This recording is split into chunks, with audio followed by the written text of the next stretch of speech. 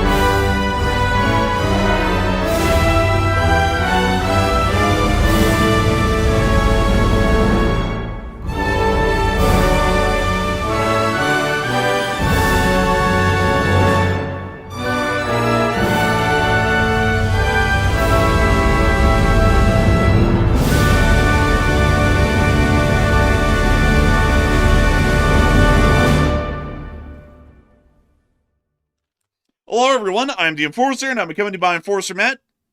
And good evening, folks. It's Enforcer Matt, and welcome back to day 1495 of the War News stream. And tonight we have very big news coming out of Iran and also out of Europe and Britain as well. We've seen that U.S. airstrikes today have devastated Tehran, and also it's caused a massive blackouts due to electrical infrastructure getting hit also in a major escalation. We've also seen Russia send ships to threaten Britain, and they're currently lurking around critical cables. And also, the U.S. ground forces are preparing for a major escalation coming at any point in the near future. And we have very big news, and it's good to see you all once again. And of course, we're going to cover in the past 24 hours of news from around the world, as we have been able to hear of some significant developments inside the Middle East, Eastern Europe, the United Kingdom of Great Britain and Northern Ireland, and the Americas as well over the course of the day. Breaking news has emerged out of the Islamic Republic of Iran as significant U.S. airstrikes have continued to hammer and cause significant damage to significant government facilities, Islamic Revolutionary Guard Corps bases, and also electrical infrastructure throughout the area of Tehran and Karaj. Effective today, we have seen that large amounts of the energy grid in Karaj and the capital city of Tehran appear to have been knocked out, possibly suggesting that the United States is already attacking critical energy infrastructure within the area. We've also been able to see that the water crisis in Mashhad is continuing to worsen even in the midst of the ongoing war, and we've also seen that other strikes throughout the day targeting facilities near to the area of the coastline in Iran and also as far northwest as Tabriz have also seen a significant amount of success. Unfortunately, however, the opening of the Strait of Hormuz has still not happened, and no forcible opening of the Strait of Hormuz has happened either. The price of crude oil and WTI and Brent pricing tables have risen significantly even before the trading markets open tomorrow in the early morning hours, with WTI crude already reaching around 103 barrels, $103 per barrel, correction there, and Brent crude reaching a price of around 115 or over. We've also been able to see some significant developments near to the area of the Gulf states, as the Islamic Republic of Iran did conduct an attack on a Kuwaiti desalination plant today, and we've also seen that there is great concerns that force majeure may be declared on an even larger amount of contracts throughout the entirety of the region. The Yemeni Houthis have also once again reiterated that they are still threatening the closure of the Bab el-Mandeb, and we've also seen that the Israelis have come under significant fire once again today as they are now expanding and opening up more ground operations inside of southern Lebanon. Up further north and near to the area of the United Kingdom and Great Britain and Northern Ireland, a significant amount of Russian Shadow Fleet vessels are currently hovering over vital telecommunications cables and other undersea cables leading to the United Kingdom, most likely threatening or insinuating the threat that they may be severed at some point. We've also been able to see that elsewhere inside the region, the state of Ukraine has been able to confirm even further additional significant damage to the port of Ust-Luga, and also 2 Ukrainian drones flew errant over the border today and into southern Finland. The Ukrainian armed forces have also inflicted significant casualties onto the Russian Federation's armed forces and have largely stopped any advances over the course of the day. We have also been able to hear some additional news coming out the area of the Caribbean, as despite all statements by the United States of America that Cuba will be starved of all energy resources, and the United States has even threatened allies such as Canada with tariffs and significant economic repercussions if they attempt to support the communist state of Cuba with any form of fuel resources whatsoever, the United States of America today has allowed both Russian oil tankers, which were expected to be stopped before they could arrive Cuba, to actually pass through the blockade and drop off all of their oil inside of the communist state of Cuba, largely completely removing any benefit of conducting the blockade so far, as the Cuban energy grid will be coming back online, and not only that, it largely makes our blockade look like a bit of a joke. But that was some major news that came out of that area of the world today. We've also been able to hear that financial analysis, or analysts in New York City, have also stated that the price of oil may be far surpassing the price of around $200 per barrel of oil over the course of the next few weeks. Once again, believing that if the Strait of Hormuz remains closed, the situation will only further worsen as time continues to pass. But with that in mind, we have a humongous amount of news, and not only that, a humongous fundraiser to run tonight as well. We have Razom For Ukraine as our selected fundraiser of the night here on this Sunday night. An absolutely incredible nonprofit that has been helping out for humanitarian causes inside of Ukraine. They not only help to make sure that Ukrainian families and children are safe from the clutches of war on the front lines, but they also help to support the Ukrainian state in a myriad of other ways, even including support to the armed forces of Ukraine through humanitarian assistance and also educational funds that will help those soldiers to have a successful career in life after they've given nearly everything in the service of the state of Ukraine and the greater Western world at large. But with that in mind, folks, it is time for us to get on into our news for the day. And, oh, wait a minute. Do I hear that? Breaking news! Breaking news! I hear breaking news! Matthew, what do we got? Okay, so I smelled the breaking news. I smelled it all the way from Tehran. We got whiffs of gunpowder, we got whiffs of rocket fuel, and we got whiffs of destruction. Right now, we're seeing that the airstrikes are ongoing right now inside of Tehran, and it looks like the aerospace facility, one of their headquarters in Tehran, has been struck, and it looks like it's taken a direct hit right here in one of the pictures that we're looking at right here on the screen. So that's pretty big news right there. And once again, we're expecting more images and videos coming out of Tehran as these attacks continue into the night. We're also seeing as well another piece of breaking news that apparently it looks like Iran-backed militias have launched drones and severely damaged Iraqi Air Force aircraft on the tarmac at the Baghdad International Airport, which is also where U.S. troops are stationed. It looks like an aircraft took a possibly a direct hit, maybe an indirect hit possibly. It looks like it was definitely hit on one of the right side engines right here on one of these aircraft. So another big story as well, but we're expecting more breaking news throughout the night as the attacks are ongoing still at this hour. But Enforcer, that is the breaking news. And a big thanks to Enforcer Matt for sharing that breaking news with us, as it does appear that we are getting on the ground developments right now out of Iraq and Tehran, showing significant damage that has been caused within both areas on both sides. But with that in mind, folks, it is time for us to get on into the major news that we have over the course of the entire night. And I also got to say, folks, that the Sunday night fundraiser night is an incredibly special night, because not only are we helping to raise funds for Razom For Ukraine, an absolutely incredible and amazing nonprofit, we are also going to be able to take nothing but live chat questions. That's right, folks. If you ever had a question that you want to have asked and answered, high chances are it can happen tonight without having to throw in a super chat. We don't take super chats tonight, and so that means that every single question that is asked in the chat has a pretty decent likelihood of being answered as long as you put @EnforcerMatt, the handle for Enforcer Matt, in front of it, so Matt can collect it and put it in our spreadsheet. But with that in mind, it is time for us to get on into the major breaking news over the course of the day. And we have been able to hear that within the area of the Islamic Republic of Iran's capital, the United States Air Forces of the Navy and the Air Force have been conducting significant damage against the Islamic Republic of Iran's capital once again today, and have been attempting to hit IRGC bases, government facilities, and also what appears to be critical infrastructure targets over the course of the day as well. We have been able to hear that there were strikes that were conducted against IRGC facilities near to the mountains, which we were able to see right here. And when you see the fires rising from the aftermath of the strikes, with it being, largely appearing that there was some sort of censorship put on the footage after it was filmed.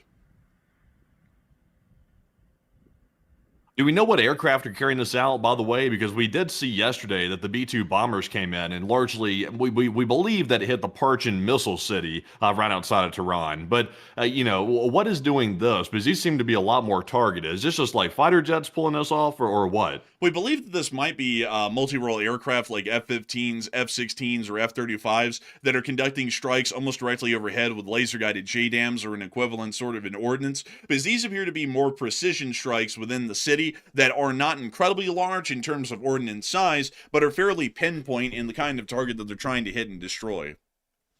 Yeah, it does look like it, by the way. Also, Tehran has been slammed today. Like, it's gotten slammed probably worse today than it did yesterday, actually. So it's pretty ugly. And also, the electric infrastructure getting hit today, that's a pretty big shift. And I would definitely have to say it is a significant shift, to say the least. I have to show you all the additional footage that we have of the strikes that were being conducted in Tehran a little bit more recently within the nighttime hours in the city. We hear the sound of the echo of the explosions in the valley below that the city of Tehran is within.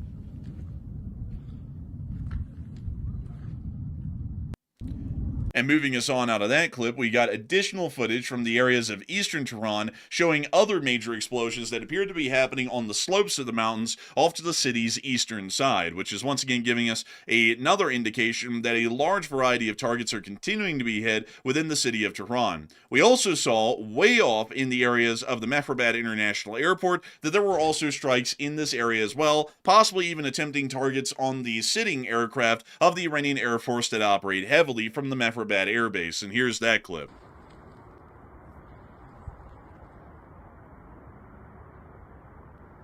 We see the explosions here in the distance. They're largely censoring the bottom of the videos these days to not allow people to see exactly where this is, but we were already able to geolocate this with a little bit of information that we were able to get, and World Source News was as well, to the area of the Mehrabad Airport inside of Tehran. Even further...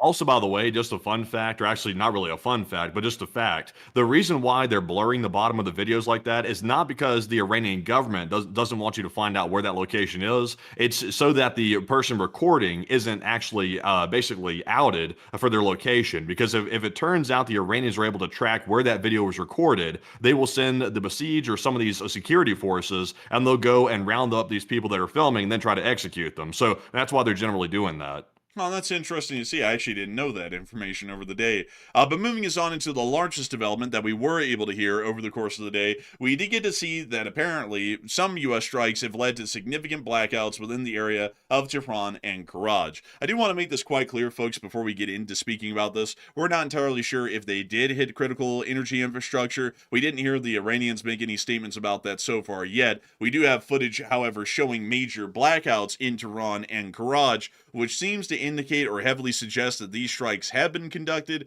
but once again, it may have not been conducted, and it may have just been a collateral side of damage that was seen in other strikes that then led to these significant blackouts. But here are the clips that we have of the blackouts that started to appear today, just hours ago.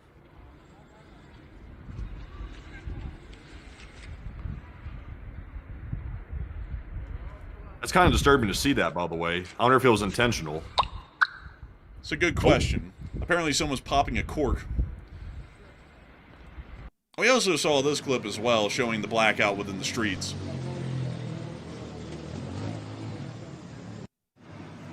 Moving us on from these clips and into some other clips that we also got, we were able to see the blackout within Karaj in this clip as well.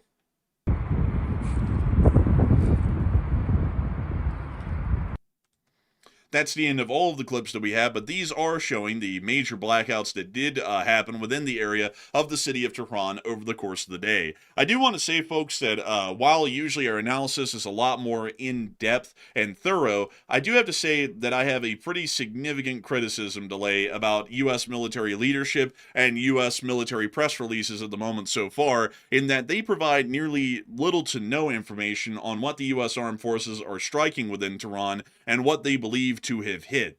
Now, some people are about to say a whole bunch of canned malarkey about how they cannot say that and how it would compromise operational security. But the thing is, folks, is that if the U.S. just hit a building and there was some important guy in it, like, Reggie, and Reggie got turned into a pink mist from the bombing, it's not really going to hurt anyone for the U.S. military to say we just hit the building that Reggie was in and he got turned into a pink mist. And so I have to say that it's a little bit annoying on our end, because I really can't give you a lot of in-depth analysis on what exactly the U.S. was hitting within the city and also what kind of damage is being caused as a result of that. But we generally do know that the strikes were quite significant and incredibly heavy within the city of Tehran itself. And we did get to see that as a result of these strikes, the power has gone off within the western area of Tehran and also the city of Karaj as well, which appears to be a significant area of the electrical grid of this city, but it does not seem to indicate, at least at the moment, from everything that we can piece together at the moment, whether or not the power has been completely knocked out for the whole of the city of Tehran,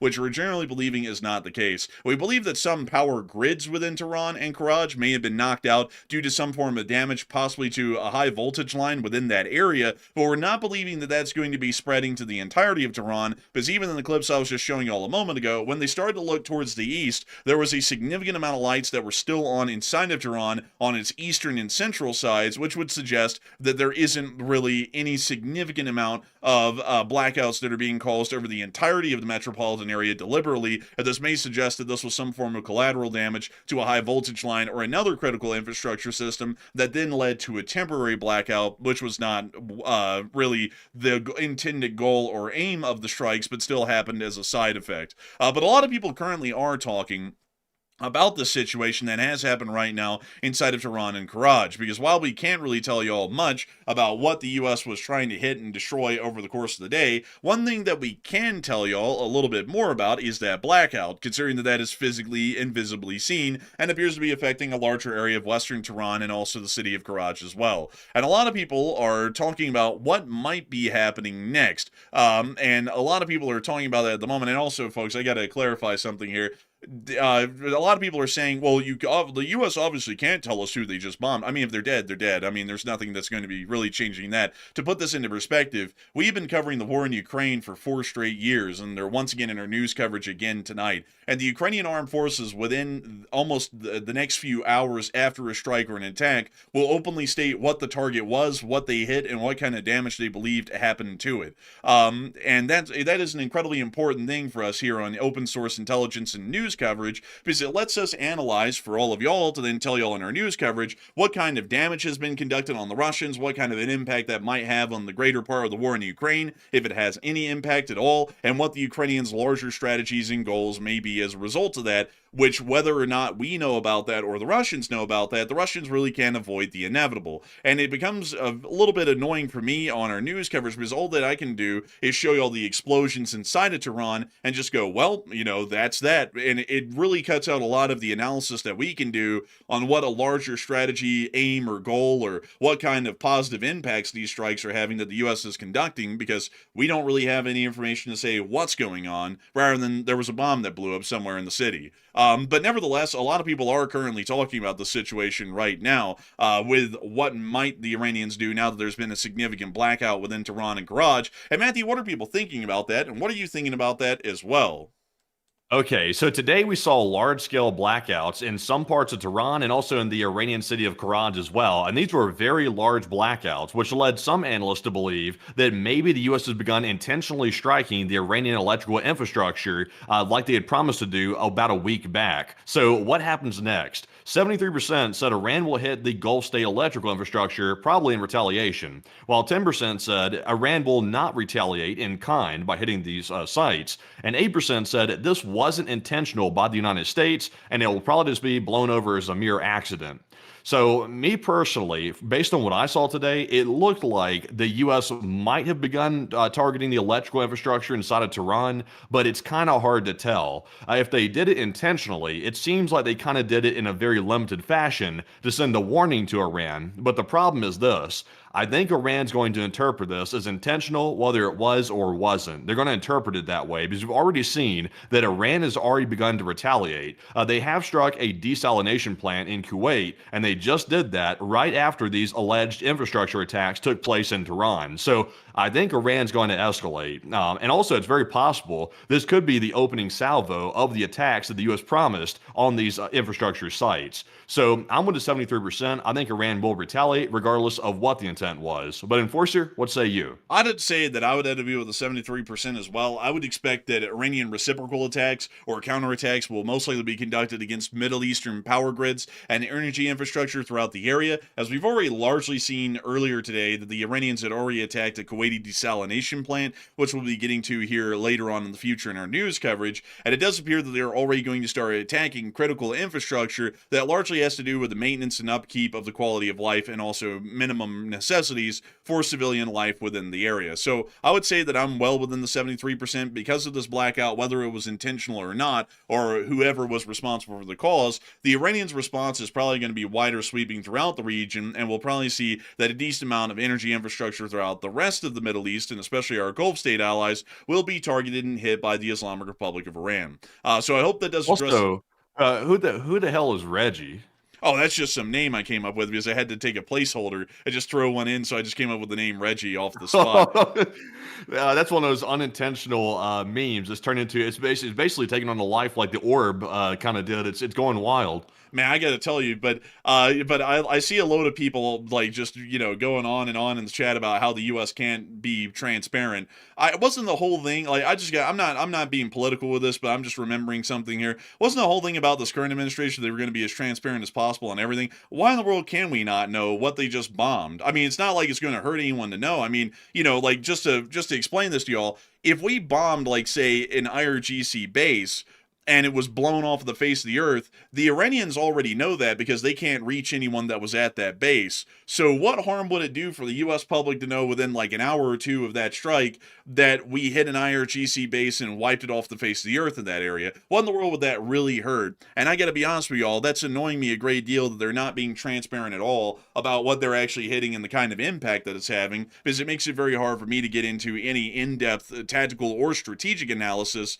because there really is no analysis to be made because we're seeing so little information about what these strikes are and what they're hitting. But moving on from that, we have also been able to hear that apparently, according to the Israelis and also according to the International Atomic Energy Agency, they've reported that Iran's Khandab heavy water plant, which was struck on the 27th of March, has sustained significant damage and is no longer operational. So at least we have some straightforward information from the IAEA to let us know that a heavy water production facility has been knocked out. Heavy water is incredibly important for research reactors and their continued operations. Heavy water is actually made through an artificial process of mixing hydrogen and oxygen together to create something quite similar to normal water, which would be H2O, but actually has a different molecular composition to some degree. It's also not drinkable, by the way. However, it is a great, more so stabilizer for reactions of raw uranium ore inside of research reactors. And so these sorts of facilities are incredibly important for the Iranian nuclear research and weapons development programs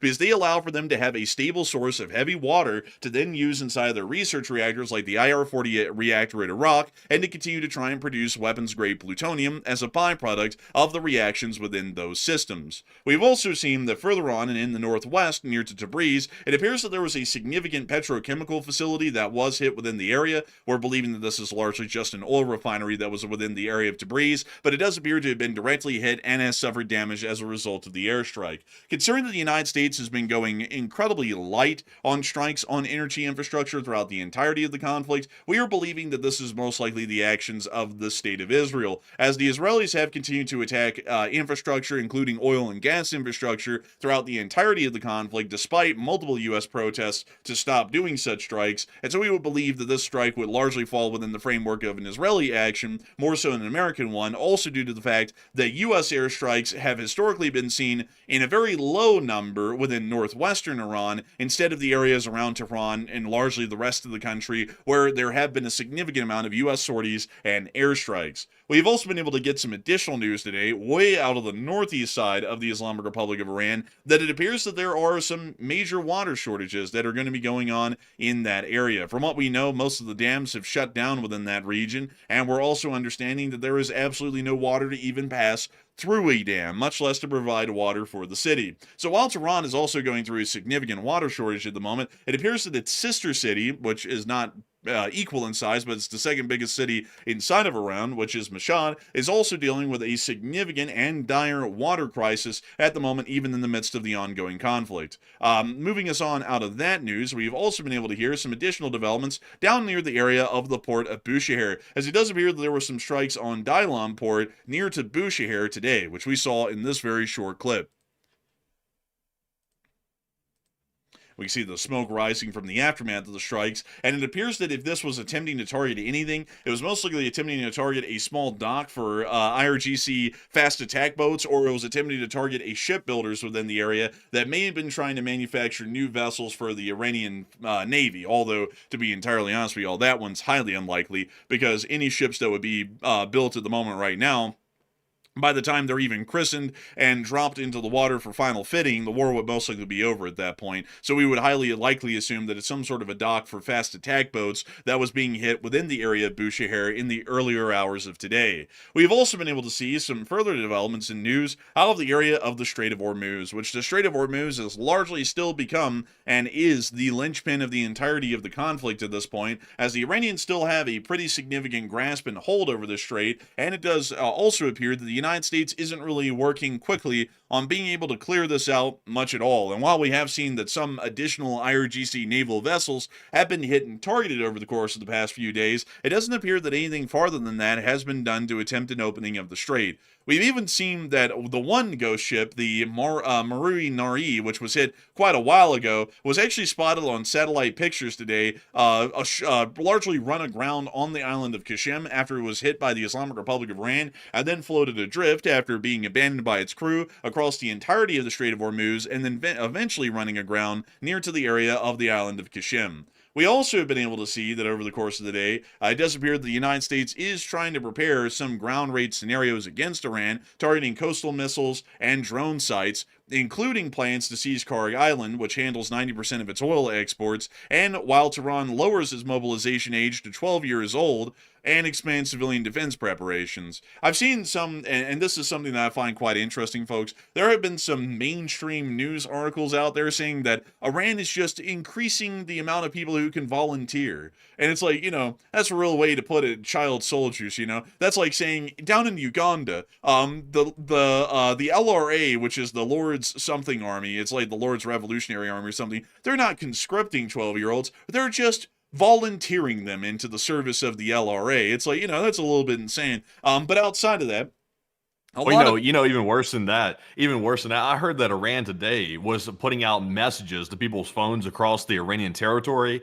telling people to volunteer to basically repel a possible U.S. invasion. And the name of the unit that they're trying to create is called the Sacrificial Life Unit or something like that. Like, they're basically telling the people, you're going to be martyred. Like, you're not going to survive this, but go ahead and volunteer yourself to get ready for a U.S. invasion. I will admit that's not a good sign for the Iranians. If they're having to create a sacrificial life unit, that's not a good sign already. That doesn't mean the U.S. won't take casualties, obviously, but that certainly doesn't indicate confidence, I would say, in the Iranians.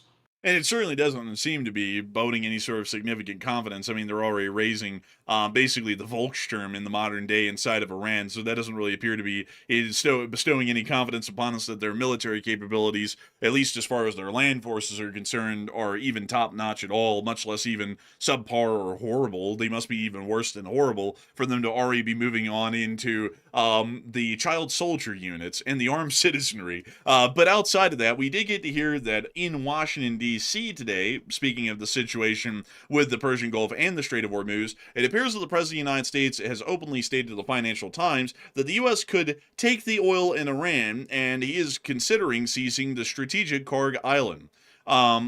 Now, that's something that's a little bit interesting. We've also been able to hear some additional addendums, folks, that some officials within the United States have stated that a ground invasion is not going to happen on Iran, at least until this upcoming weekend or afterwards, because they're still waiting for the USS Boxer and the 11th MEU to arrive on board the USS Boxer Amphibious Ready Group. So it's not going to be happening anytime this upcoming week. They still have to wait for the proper amount of ground forces to be moved into the area and prepare for that form of an amphibious landing, but it certainly does appear that it's coming in the future. And it also appears that the president still has the eyes on Kharg Island instead of on the Strait of Hormuz, where the real crisis is actually developing at the moment. So it appears that we're going to attempt to try and take, at least according to the words of the president, Kharg Island before we actually try and take the Strait of Hormuz, which would allow for the Marines to then sail on their LHDs and LHAs up to Kharg Island and then attempt to physically take it. So a lot of people are currently talking about this right now and whether they agree with it or not. And Matthew, what are people thinking about it, and what are you thinking about it as well?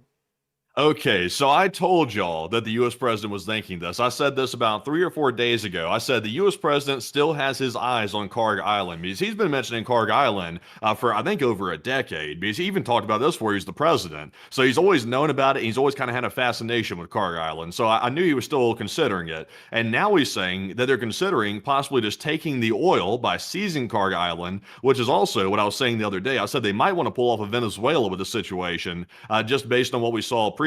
That could be what the president's sort of going for the most part. So obviously there's some major problems with that. We'll get into that in just a second. But what are your thoughts about that possible move? 38% said, I do not support this. It's a bad move. 37% said, I do support it. It's a good move. And 19% said, I can see the pros and cons, but I'm 50-50 on it.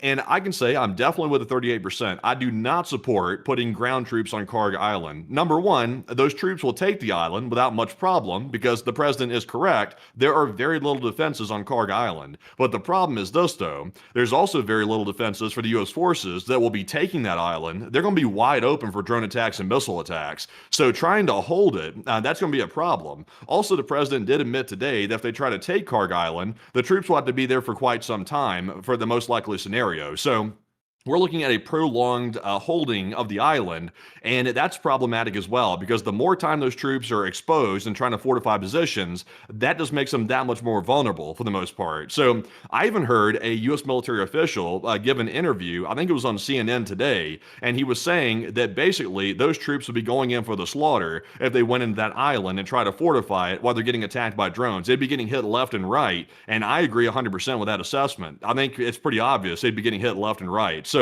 I've said it before, the oil is not worth sacrificing Marines' lives. It's not worth it. It's not Venezuela. This is a lot different. They have drones here. It's going to be a prolonged situation. It's going to be a bad move. Not because we can't take the island. I want to make that perfectly clear. We could take it, but we're going to take unnecessary casualties trying to hold it. So, Enforcer, what say you? Well, just to add on to your point before I even state mine, if we take the island and then we try and take the oil, that's really cool and all. But how in the world do the oil ships get out of the area to then go sell the oil that we just took from Iran? Hey, wait a minute, say it again? So we take Kharg Island, right? Right. So we're taking it to try and get the oil off of the island, right? Right. So we take the island, and a ship comes up to this thing and then loads up with oil, right? Mm-hmm. So then it's got to go somewhere to sell it. So how does it leave to go sell the oil? Well, I think the point the president's trying to make is his idea, if I'm understanding him correctly, is he wants to take the island so that way he can choke off the oil exports that Iran's currently using to basically fund their war effort, and he wants to basically hold the island until they can reopen the strait, and then we control the exports, and then we obviously make a whole bunch of money off of it, at least in theory, when the Strait of Hormuz is reopened. So he's basically pre-ordering the oil exports for the United States by doing this. But once again, it's still a bad idea because we're going to take probably very serious casualties trying to take it. So, I mean, it seems like a bad idea. Well, I mean, isn't that kind of going about this whole thing ass backwards, though? I mean, wouldn't it make more sense to open up the Strait of Hormuz, get all of the ships moving that have been stuck inside the Gulf for about a month now, that are running low on supplies and everything else, and get them moving and get the oil flowing again from the rest of the region? And then once that happens, then we could take Kharg Island, because taking it before we even open the Strait of Hormuz is just putting thousands of soldiers basically in drone range of the Iranians to take incredibly high losses and basically be helpless sitting ducks for the entirety of that time. And then we go back to opening the Strait of Hormuz. And at that point, it's like, why the hell wouldn't we just do that first and then go deal with Kharg Island later? Like I've been saying, like that makes a lot more sense to go about it that way, because this is going about it ass backwards, just straight up. Yeah, what I think whatever happens, like whatever the U.S. does to put troops on the ground on islands in the Strait of Hormuz, or putting troops on the ground inside of Kharg Island, Qasem Island, or any island anywhere in the Persian Gulf or the Strait, it's going to have significant casualties. I think it's going to be almost a certainty at this point, because the drone threat and missile threat is always going to be there. It's always going to be a problem. So, it basically comes down to what are the acceptable losses, and is it totally necessary to put troops on an island, or can we find another way to do it, like for example via airstrikes or something else, instead of putting those troops in jeopardy? Because in my opinion, it should be a very, very last resort to put troops on the ground anywhere off the coast of Iran, because once we do that, we're going to be seeing some bad videos coming out. Not because the Iranians are geniuses or something, but just because it takes very little effort to fire a kamikaze drone, and those are extremely deadly. Just ask the Ukrainians and the Russians about that, and the Iranians use that type of warfare. They literally give the drones to Russia to attack the Ukrainians. So, it's troubling, and I'm sort of curious about what they're actually going to do here. And I've seen some people saying, well, it would hurt the Iranians economically. But the thing about that, though, and I get that, like, that is a good claim, but the problem is that it doesn't really stand up to scrutiny, because we don't really see, and I mean literally on the daily, folks, about one ship is going through Hormuz a day for everybody. That includes Iran. So there are really no oil tankers right now, even from the Iranian side, that are passing through the strait at this moment, even from their end, with their own oil on it, trying to go sell it. So economic damage being inflicted on the Iranians, where? I mean, we're not even inflicting economic damage on the Iranians at that point, taking the island. Right now, folks, the island is kinetically dead. I mean, there's no sort of potential there, like kinetic potential, that if we take the island, it'll really slam the Iranians economically. They're not even using it right now. And if we take it, then what do we get out of it? Well, we don't get anything out of it either, because we can't get a commercial ship through the Strait of Hormuz.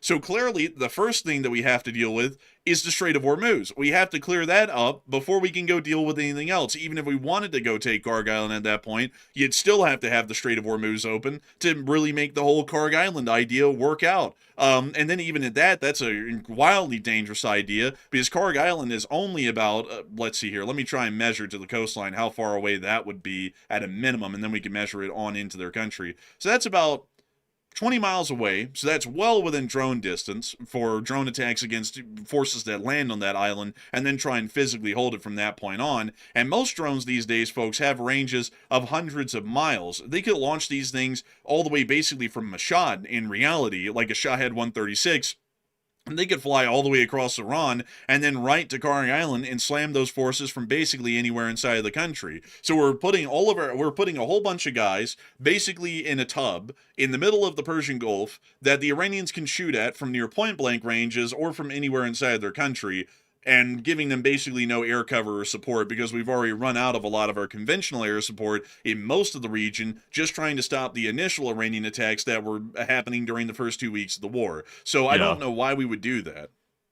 Also, by the way, like a more simplistic question, like for example, I understand why they want to invade Kharg Island. That's obviously a huge oil prize right there. So I understand the motive behind that. But if they're thinking about, because I see some people in the chat saying Kharg Island's a complete fake out. The president does not intend on invading Kharg Island, and he's simply saying that to confuse the Iranians. So let's take, for example, let's say that's true hypothetically, and they're actually going to invade an island near the Strait of Hormuz, or at the entrance of it or the exit of it. Let's say that's the case. If they put troops on one of those islands, what's the point in reality? Because I mean, the point I would presume would be to reopen the Strait of Hormuz. But in reality, though, what are troops on the ground on an island in the Strait? What are they going to be able to do to actually reopen the Strait that airstrikes couldn't accomplish? I'm not really sure what they're actually going to be doing on the island, except for basically fighting for their lives against Iranian drones for the most part. So that's why, me personally, I think Kharg Island is the target. I don't think they're bluffing on that. The president also said today, he said, people in America ask, why would we take the oil? And he said they're stupid people or something like that. So I think he's serious. I don't think he's making it up. I think he's seriously considering invading Kharg Island. And I think that might be priority number one. I think it might actually be. I would have to generally agree with you on that one. I think it probably is somewhere along the high priorities. And also, by the way, folks, I'm going to tell you all this up front. There are two things that the U.S. landing forces are going to be doing here in the near future. I'm going to tell you all this up front before it happens, so that way when it happens and I say what I'm going to say, nobody can claim that we're just saying it to hate on the president or whatever. If U.S. forces go towards an attempt to clear out the Strait of Hormuz by air, that would be a very smart move. If U.S. forces then try and clear out the Strait of Hormuz by air and by land, that's getting quite risky. And that might not turn out all too well, but it might also be necessary depending on how they try and approach that situation.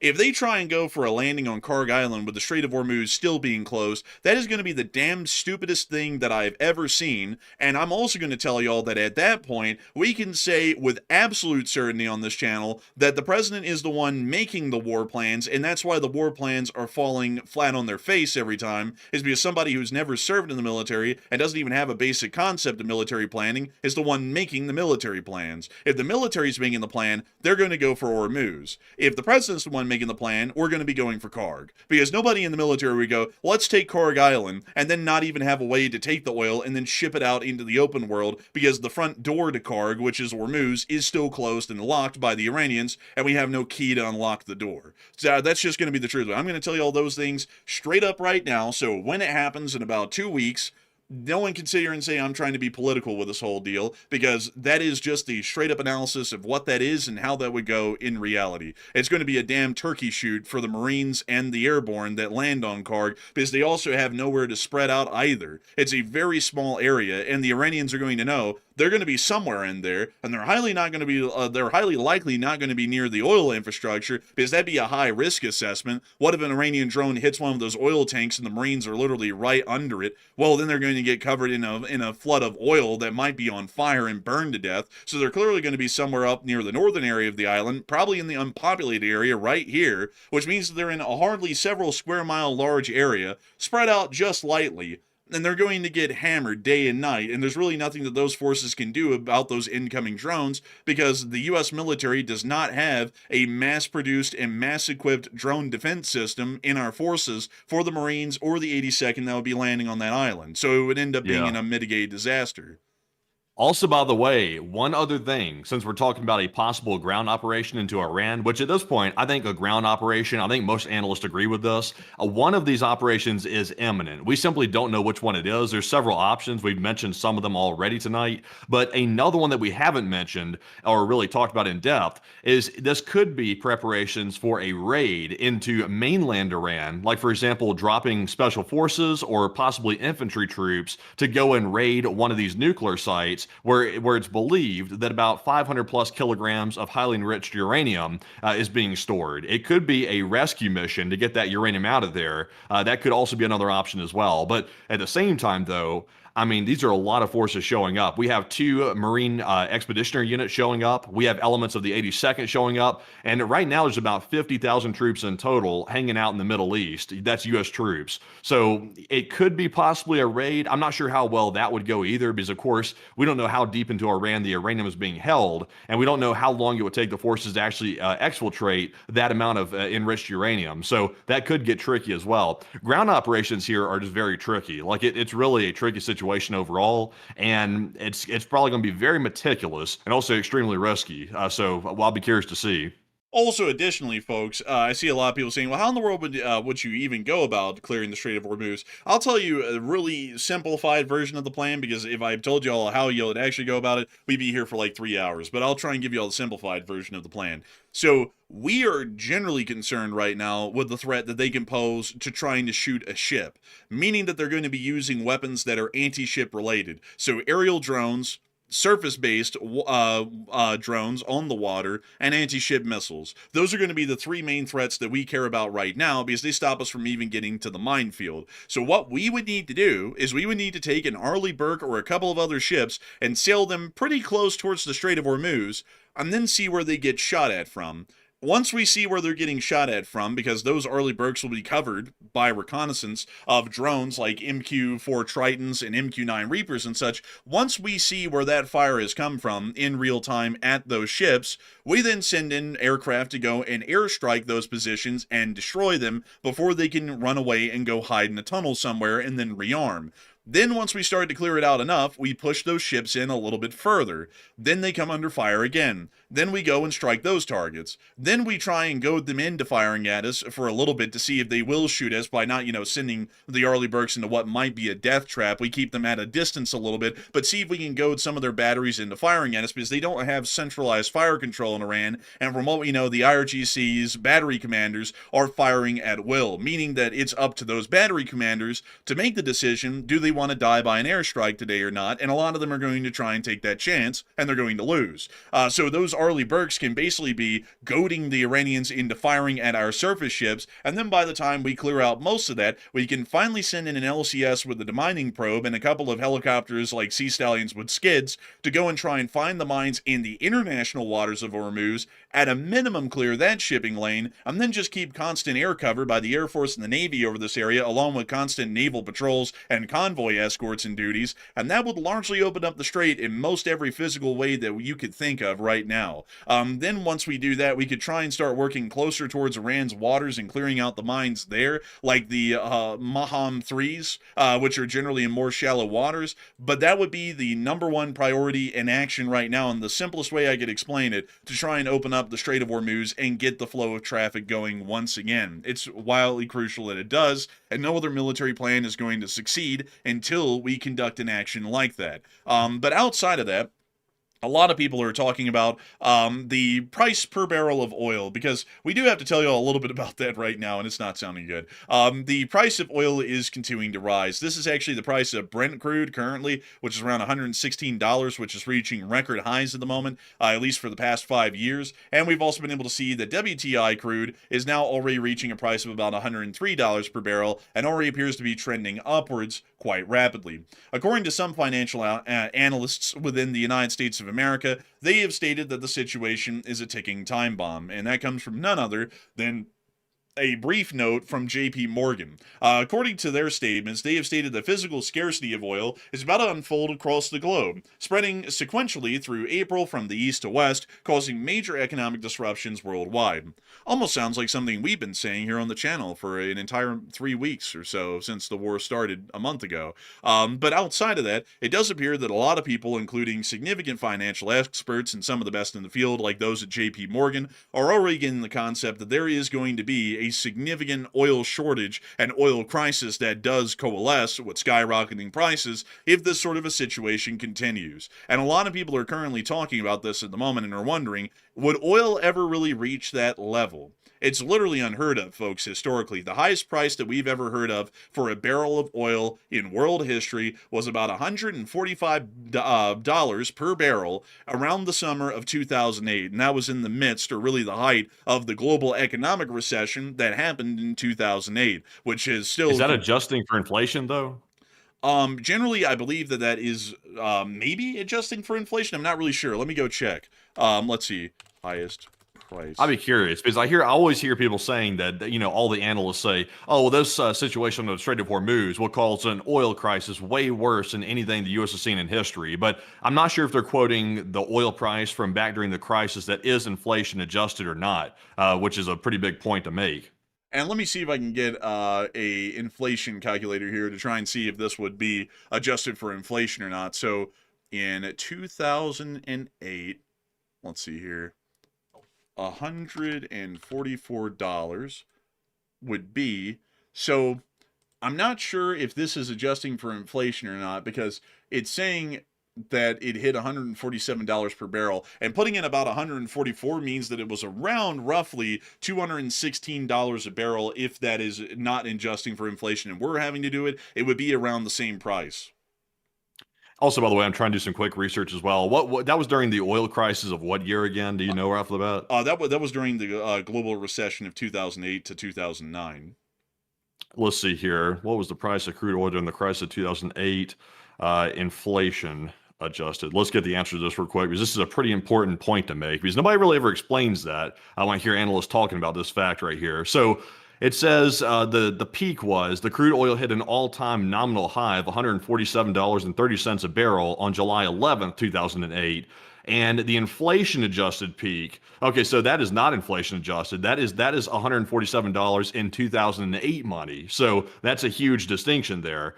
So the inflation adjusted peak is it was trading at approximately $188 a barrel. So it almost hit $200 a barrel. If you adjust it for inflation in 2008 dollars, it actually almost hit it for the most part. So if oil hits $200 a barrel in 2026 this year, it would roughly be about $12 worse than what we experienced in 2008 when you adjust for inflation. So I think people might be exaggerating the difference a little bit. I think some people might be, and it does appear that it would be something that we've historically seen. It's been comparable, at least in 2008. But we also have to remind everyone that 2008 wasn't really a great time. It was the global economic recession of 2008, and it generally was led to by a myriad of situations, but that was also one of the side effects, which greatly slowed down economic activity and recovery afterwards, and of course did lead to things becoming a little bit more expensive, especially things that had to deal with anything that factored in heavy amounts of shipping and handling. So with that in mind, it does appear that this could be a pretty concerning situation. But I'd have to say that this doesn't really even pale in comparison, to be straight up with y'all, to what happened in 2008. Because in 2008, the supply lines were stable, but the price was rising due to external economic pressures. For example, the housing bubble collapse that happened here in the United States, and also a whole bunch of other economic situations that happened simultaneously as a chain reaction.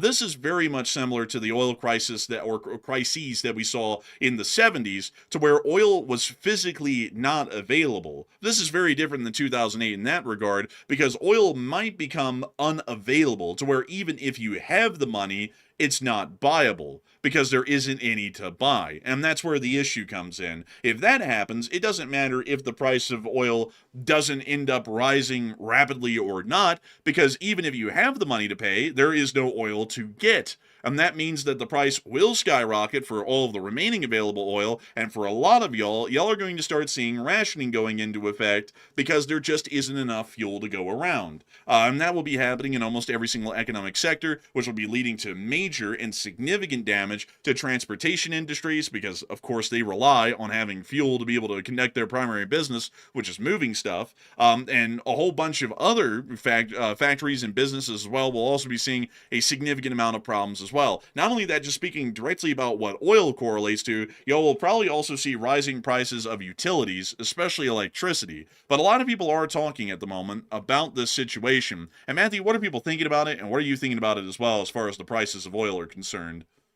Okay, so the analysts are pretty much expecting $200 a barrel oil prices coming up very soon as the markets fear more Iran escalation. Even tonight, we've seen that the futures and also the speculation in the markets is starting to cause the Brent price to go high and also WTI crude to also go pretty high as well. I don't know what the exact quote is right this second, right off the bat. We'd have to check that. But the analysts are expecting $200 a barrel, which roughly translates to about $7 gas on the East Coast and about $10 $10 gas on the West Coast. That's what that roughly translates to for the average everyday American. So what are your thoughts? 46% said oil will reach that level, most likely, while 34% said oil will not reach that high, and 14% said I'm worried, but I'm 50-50 on it. And I don't know, $200 a barrel, that's pretty steep. Right now, I think we're sitting at about $100 WTI crude right this second, so it would have to double to get to that point. So I'll be honest, I'm a little bit 50-50 on it. I'm with the 14%. It's definitely going to get worse. I have no doubt about that. I'm not trying to be pessimistic. I'm just trying to be realistic here. It'll probably definitely go higher than 100. It could get up to 150, according to some more conservative analysts. So I'm not entirely convinced about the $200 a barrel oil. But Enforcer, what say you? I would have to say that I think that it's certainly going to be reaching incredibly high prices. To what degree, I don't really know. Right now, like, just to be honest with y'all folks, with the harebrained sort of plans that keep coming out that literally do everything but open the strait, I would say that there's definitely going to be a high certainty that the strait isn't going to be reopened anytime soon, and we're going to see that the price continues to rise. And a lot of people seem to have a bit of a misunderstanding about how the global oil market works, and allow me to explain it to y'all how it works in the larger sense. Oil, because it isn't bought and sold in America, doesn't mean that it doesn't matter. Oil that is sent and shipped to Europe keeps Europe full of oil. If Europe starts to run low on oil, they have to buy it from somewhere else. If they can't buy it from the Middle East, they're going to buy it from here. So then we have two options. Either we let them buy it, and we start physically running out of oil for ourselves, meaning that we run into a shortage, or we completely shut off the sale of oil externally or oil exports, which then means that the Europeans run out of oil, and basically everything comes to a stop in Europe, which means that their financial institutions, which were looking to see return profits, and there's literally no money being made by anyone anywhere over there, will completely collapse. And considering that a lot of these countries hold a decent amount of U.S. bonds, treasury bonds, which means that they hold a decent amount of our debt, they might just cash in those treasury bonds, so that way their government can try and financially uphold their nations while they're still functioning. And then, if they do that, then the U.S. economy is going to collapse as well. So we either deal with a complete fuel shortage if the strait remains closed, and the Europeans also deal with a fuel shortage, but it will be manageable to at least to some extent, but definitely not comfortable, or we completely cut them off of our oil, let them economic collapse, and then they drag us down with them, and then we're all screwed over, and we saw that there was absolutely no gain or even any way to pull through at that point, because we basically shot our own foot off to try and keep oil here in the United States. So generally that wouldn't work out well either, meaning we have to clear the strait. So that's just my straight up complete analysis of that. There's really no other way around it. The Strait of Hormuz has to be cleared. Taking Kharg Island is going to do absolutely nothing for us in the current day with the current war planning and the current strategic situation that we have seen at this point so far. Nothing will come good out of that at all. The only thing that will come good out of anything at this point will be the clearing of the Strait of Hormuz. But with that, I hope that does address that well, at least in my opinion. And with that, it is time for us to move on and into the rest of the news that we got out of the Middle East, which largely still deals with the Yemeni Houthis and also our Gulf state allies and our other allies within the region that have come under attack over the course of the day. So with that in mind, before we move on into that news, I do have to say that fundraiser seems to have been doing quite well. Matthew, where is it currently sitting at right now? So it's currently sitting just shy of $1,700 raised, which Ooh. means we are over halfway to goal, literally right this second right now. So also, by the way, a really good charity, by the way, Razom For Ukraine. They do some good work over there in Ukraine, helping out the soldiers and things like that. So a very good charity indeed. And it looks like we are on track to hit the goal yet again. Also, by the way, in the meantime, before we get any further into that, we do have a little bit of breaking news coming out right now. So we are hearing that the president has put out a tweet, and he says in the tweet, he says, "Big day in Iran. Many long sought after targets have been taken out and destroyed by our great military, the finest and most lethal in the world, and God bless you all." And he did not say thank you for the attention to the matter. He left that out. So apparently, it's a big day in Iran. It's a bad day in Iran for them, but a good day for the United States, I guess you could say. So we didn't get any details in that post right there, sadly. We don't really know what he's referring to. We do know that the aerospace headquarters was struck, and also apparently apparently electrical infrastructure might have been struck as well. So I guess that's the big day, perhaps, but not much information there. It seemed like a feel-good post. But Enforcer, what say you? Man, well, I'm happy to hear that something big happened. We don't know what in any great detail at all, but something big has happened again. It's kind of like that big gift from back at the beginning of this week that we never got told what that is or what that meant or anything. It was just, a big gift and then nothing came out of it. So great to hear that. Always reassuring to hear that, apparently everything's going well, but we have no idea how because we're watching the situation as it is on the strategic level, and it doesn't seem to be going all too well. And it seems like the things that could be done to make it go well just keep on not being done. But anyways, I feel like this is like a good opening for like one of those like children's books, like like Toad and Frog or something like that. Like Toad's Big Day in Iran or something like that. Like it feels like it could be a good one and have like a little like one of those illustrations, those like really like kind of cringy illustrations or something like that, like showing like the Tehran and just with the blackout and stuff like that. Oh man, I tell you. Man, I tell you honestly, man, I mean, it's like, damn, it's like, for example, folks, like if it was Ukraine, I was just saying, I was just joking. Well, if it was Ukraine, Zelensky would be like, we hit this and that today. We did some really big damage. President of the United States, big things happened, really good. And it's like, what happened? It's like we don't even hardly get enough detail to know if it's good or not, But anyways, with that, it is time for us to get on into some of those folks, those top donors who supported the fundraiser tonight. And Matthew, what do we got?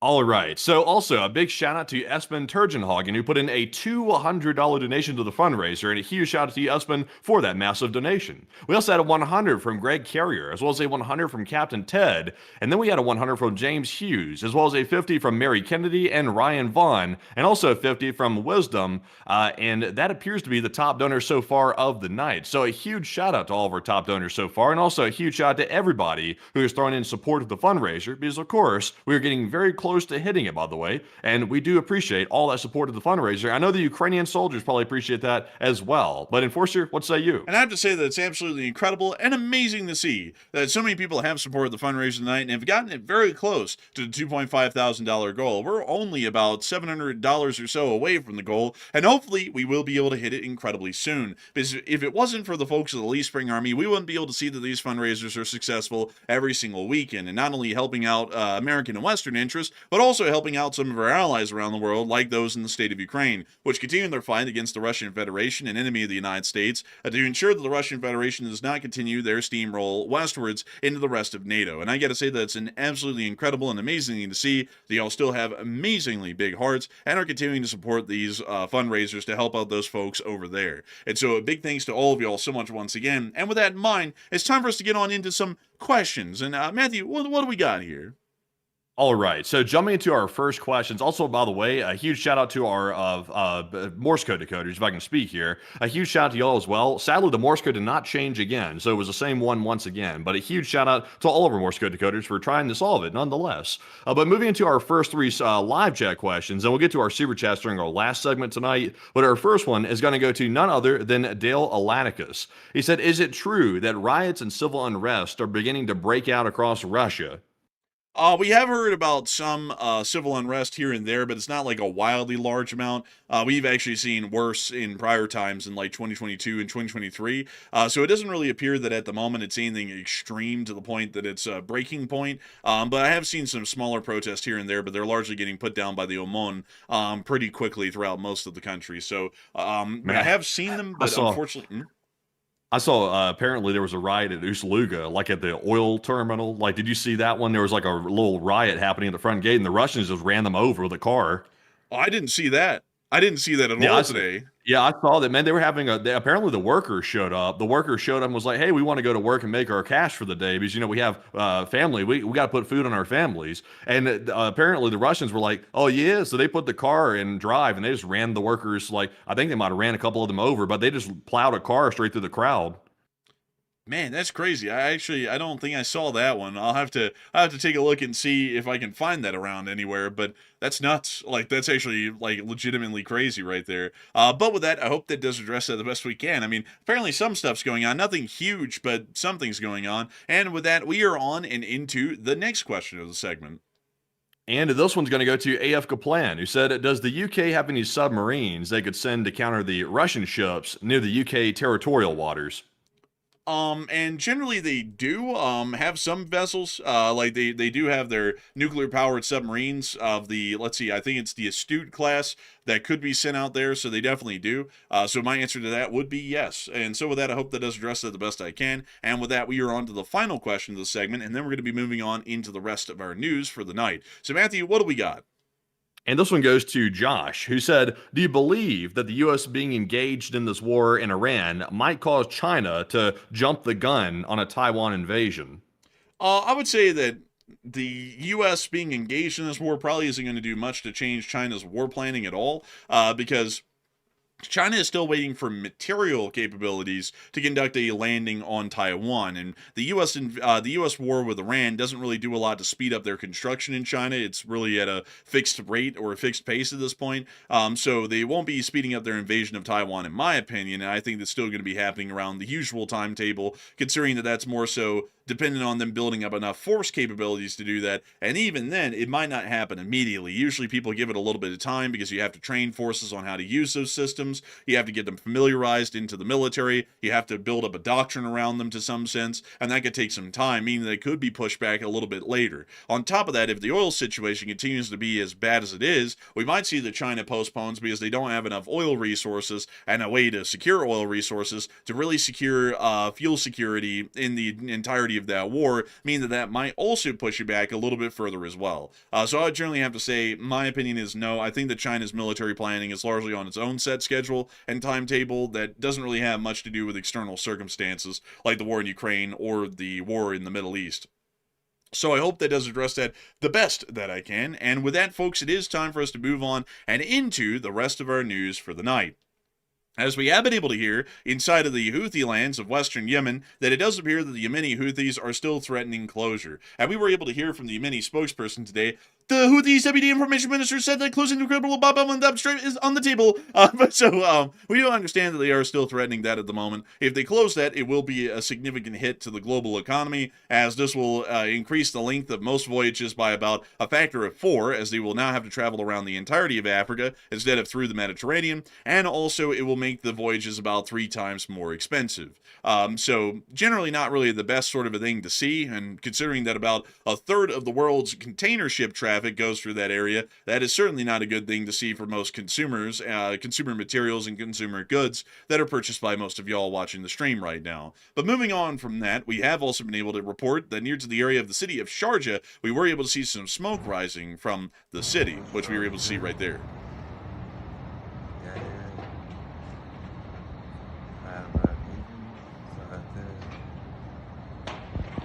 There's and where's this again? This is in Sharjah City, just north of Dubai. Oh, wow.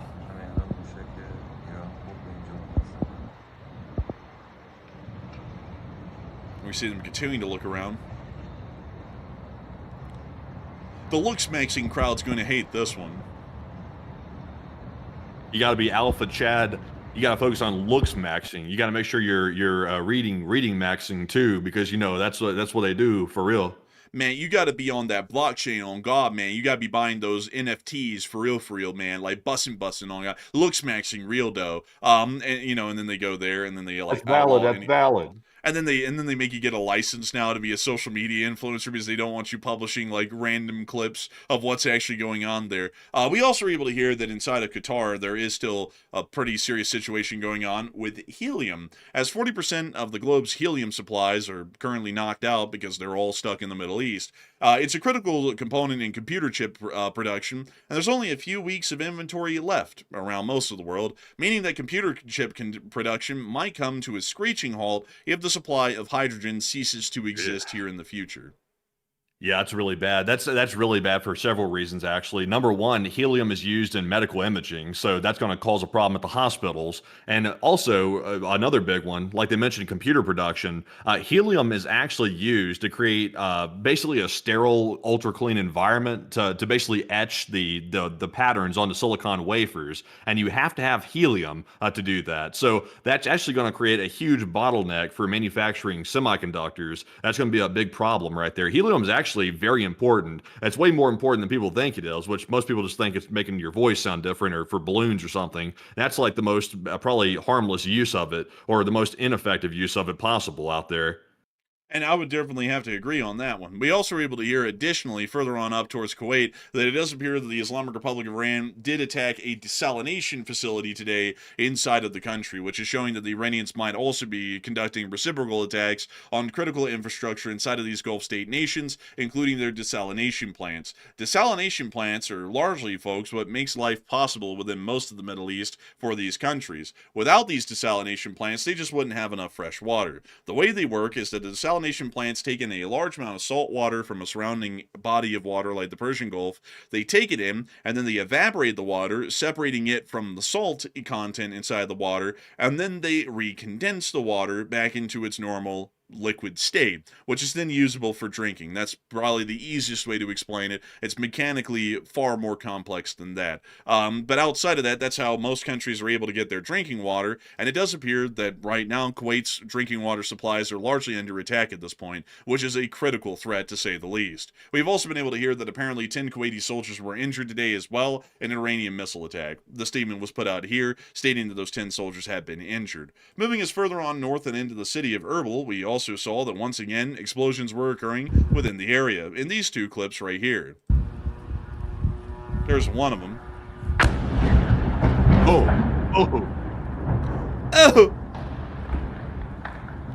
And we also saw this clip right here as well, showing some sort of air activity over the city of Erbil.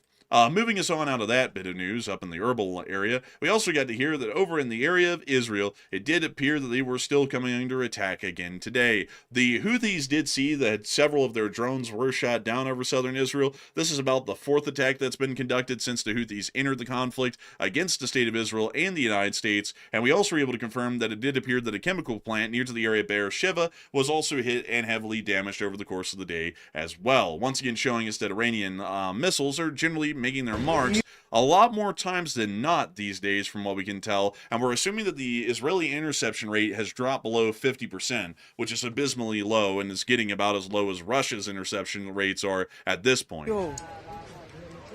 What the fuck? What the hell?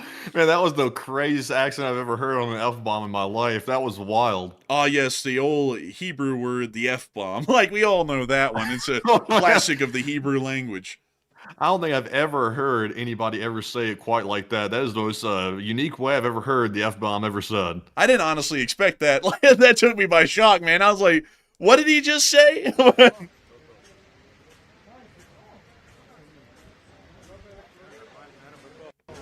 Well, it appears that chemical plant has been knocked out. We can largely see that. And we can also see that the Hebrew language has developed a new word. We wished them great success. We've had that one for quite a while here in the English language. It looks like they finally just picked it up. But moving on from that and into Lebanon, we also were able to hear that there were continued strikes inside of southern Lebanon. And this also comes at the same time that the Israelis are now expanding ground operations within the area. That was a hell of a shockwave off of that, by the way. Oh, yeah. I mean, it was a huge one.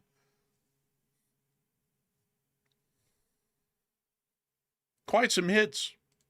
Well, that's the end of the clips right there, but still showing the limited amounts of videos that the Israelis put out of their ground operations inside of southern Lebanon. But with that, folks, that's actually all of the Middle Eastern news that we had for the day. And moving us on over and into India, we were able to hear another interesting statement that was made today by the United States. And I gotta say, folks, that for one of the first times ever, I'm actually all behind this one. Like, I can't really complain about this one. This was a pretty solid statement. U.S. officials have told India that in a future conflict with Pakistan, the U.S. will not automatically align with India and will prefer its own strategic interests. Indian diplomats have been told that the U.S. values India, especially in the Indo-Pacific, but Indian expectations of U.S. unconditional support to India in a conflict with Pakistan are misplaced. India officials believe the U.S. has made it clear that it would not diplomatically isolate Pakistan in the conflict with India, and such expectations may lead to India's disappointment. So I'd have to say that's a decent one. It's about time that India got the cold shoulder. It's about time, because India's been playing some wild games. They've been, playing the Russian oil game for quite some time. Also, they've been buying stuff from China and also sort of chumming up with China quite a bit. So I don't know. To me, India likes to play on the fence like pretty badly, like almost worse than Turkey at some points. So I'm glad to hear that. That is a good move by the United States to do that because, between India and Pakistan, you got to be careful about both of them. But India is definitely a lot less Western leaning, at least now in the current day, than I would say Pakistan is. Yeah, I would have to definitely say, but India has jumped ship from us to BRICS and back about 3 times over the past year at this point, and I honestly have to say that's such an unreliable sort of a country to try and move into our alliance or our sphere that at this point we need to make it kind of clear to them we're not really going to be there for you in most, if not every situation with y'all's current behavior. So generally that one I'm completely fine with. As a matter of fact, that's a very good move, and I think that's a solid one strategically. I think they can start becoming a lot more aligned with us instead of just jumping ship whenever the winds are a little bit less fortuitous on one side or the other, or they can just, find their own path, which won't really be that successful for them or anyone else. But moving us on out of that, we have also been able to hear of some other developments within the United States of America. I'm sure that we have been hearing nothing but grand developments today out of the United States of America. All right, the Cuba blockade. I got to bring y'all to that one. For about the past few weeks, about the past 2 weeks, the U.S. has been conducting a complete blockade against Cuba, a small communist country off to our southern border, just 90 miles away from the coast of Florida. This little island right here has become a point of ire for the President of the United States, and they have stated that this country must go, and it must be overthrown, and the only way to do that is to completely implode their energy infrastructure by stopping all imports of oil, which they're reliant on, to see that their energy infrastructure collapses and enough pressure coalesces against the Cuban government that they're basically overthrown by default without us really having to lift a finger. And so, the U.S. has been conducting this blockade for a minute. Mexico tried to send oil. We threatened them with reciprocal action diplomatically if they tried to do that. The Mexicans then backed off. The Canadians then tried to send their own oil to Cuba. We threatened them with tariffs and a great deal of diplomatic fallout and sanctions and other actions if they tried to break our blockade, and then the Canadians backed off. A large amount of Europeans have been questioning our actions in Cuba because this blockade is generally not doing much to overthrow the Cuban government, but it's greatly increasing the suffering of the entirety of the Cuban people because it's stopping them from having even a minimum amount of a standard of living. But at this point, we largely have 2 metrics. Either we keep the blockade going, because if we don't, we lose face, or we let the blockade be broken by somebody out there, and then we completely lose face and we look weak, or we look like we've sold out to some other country. Let's bring in the Russians. The Russians have had ships that have been outbound from Russia for almost a month now, and have been making their way slowly towards Cuba. And we have been following these ships little by little and giving y'all little updates here and there on where in the world these ships are and if they're going to be stopped by the United States. The chances were high that these ships were going to be stopped by the United States of America today and not allowed entry into Cuban waters, and as a matter of fact, the ships were going to possibly be seized because they were most likely on the sanctions list. Turns out today, we're letting them through. Both of them. The New York Times is reporting that the U.S. will allow a Russian-flagged crude oil tanker, the Anatoly Kolodkin, to dock and offload its approximately 730,000 barrels of crude oil amid a quarantine of the island nation of Cuba. So, in the midst of, and I want to make this clear, folks, we have gone to great lengths to blockade this little island for weeks now. We have threatened the Mexicans about providing them any oil. We have threatened Canada about providing them any oil. And we've basically given a cold shoulder to everyone in Europe who's asking whether that's a good idea or not. And then once it comes down to the Russians arriving, we'll kick the shit out of any of our allies if they even look towards Cuba and just think in their minds about giving them oil. But if the Russians arrive, we roll out a little red carpet and they even get escorted into Havana to go drop off the oil to allow the Cuban power grid to come back online and for the entire blockade to basically be pointless and start back at square one to where they have to run out of oil again eventually, and then the pressure has to start building a second time around, at least according to our current strategy. So a lot of people have been talking about this one. And Matthew, what are people thinking about it, and what are you thinking about it as well? Okay, so this one threw me for a loop because we had actually predicted, I think me and the enforcer predicted, that the U.S. would actually intercept those Russian tankers before they were able to get to Cuba, and they would probably have a standoff with them and probably turn them back to Russia. But to my honestly sort of half and half dismay at this point, it's, nothing really shocks me too much when it comes to stuff like this anymore, but it's still a little bit surprising, I will admit. The U.S. is apparently, if you believe the reports, going to allow Russian tankers to deliver crude oil to Cuba despite the blockade that the U.S. has been conducting since January of this year for months at this point. They're going to let the Russians be the first ones to take oil to Cuba, despite saying that Cuba is going to fall, despite saying that Cuba can't get any more fuel to fuel its commercial aircraft, even fly flights out of Havana, and also despite Canada and also Mexico trying to send humanitarian aid. All of them were turned down. All of that was turned down. But the Russians showed up, and all of a sudden they're being allowed through. So Houston, I think we have a problem. I think it's obviously it's a little bit problematic and troublesome to hear that. 56% said that's insane. The U.S. made a bad move, while 19% said that's good. It allows us to avoid war with Russia, and 17% said I see pros and cons and 50-50. And I'm definitely with the 56%. This is absolutely insane. And also brings up a lot of questions in my head about why this is being allowed when we turn down literally our own allies from bringing oil down to Cuba. So how is Cuba going to fall if the blockade is broken by Russia? And also, the obvious question is, why is Russia getting preferential treatment when the allies have been turned down? That's very troublesome, to say the least. So, I would like to see people explain this one away. It seems a bit hard to explain. But Enforcer, what say you? One second, I want to check something here really quickly. Let's see here. Per day. Oh, let's see here. Oh, okay, So I see some people saying, "Oh, well, this won't make any difference at all." Well, it will.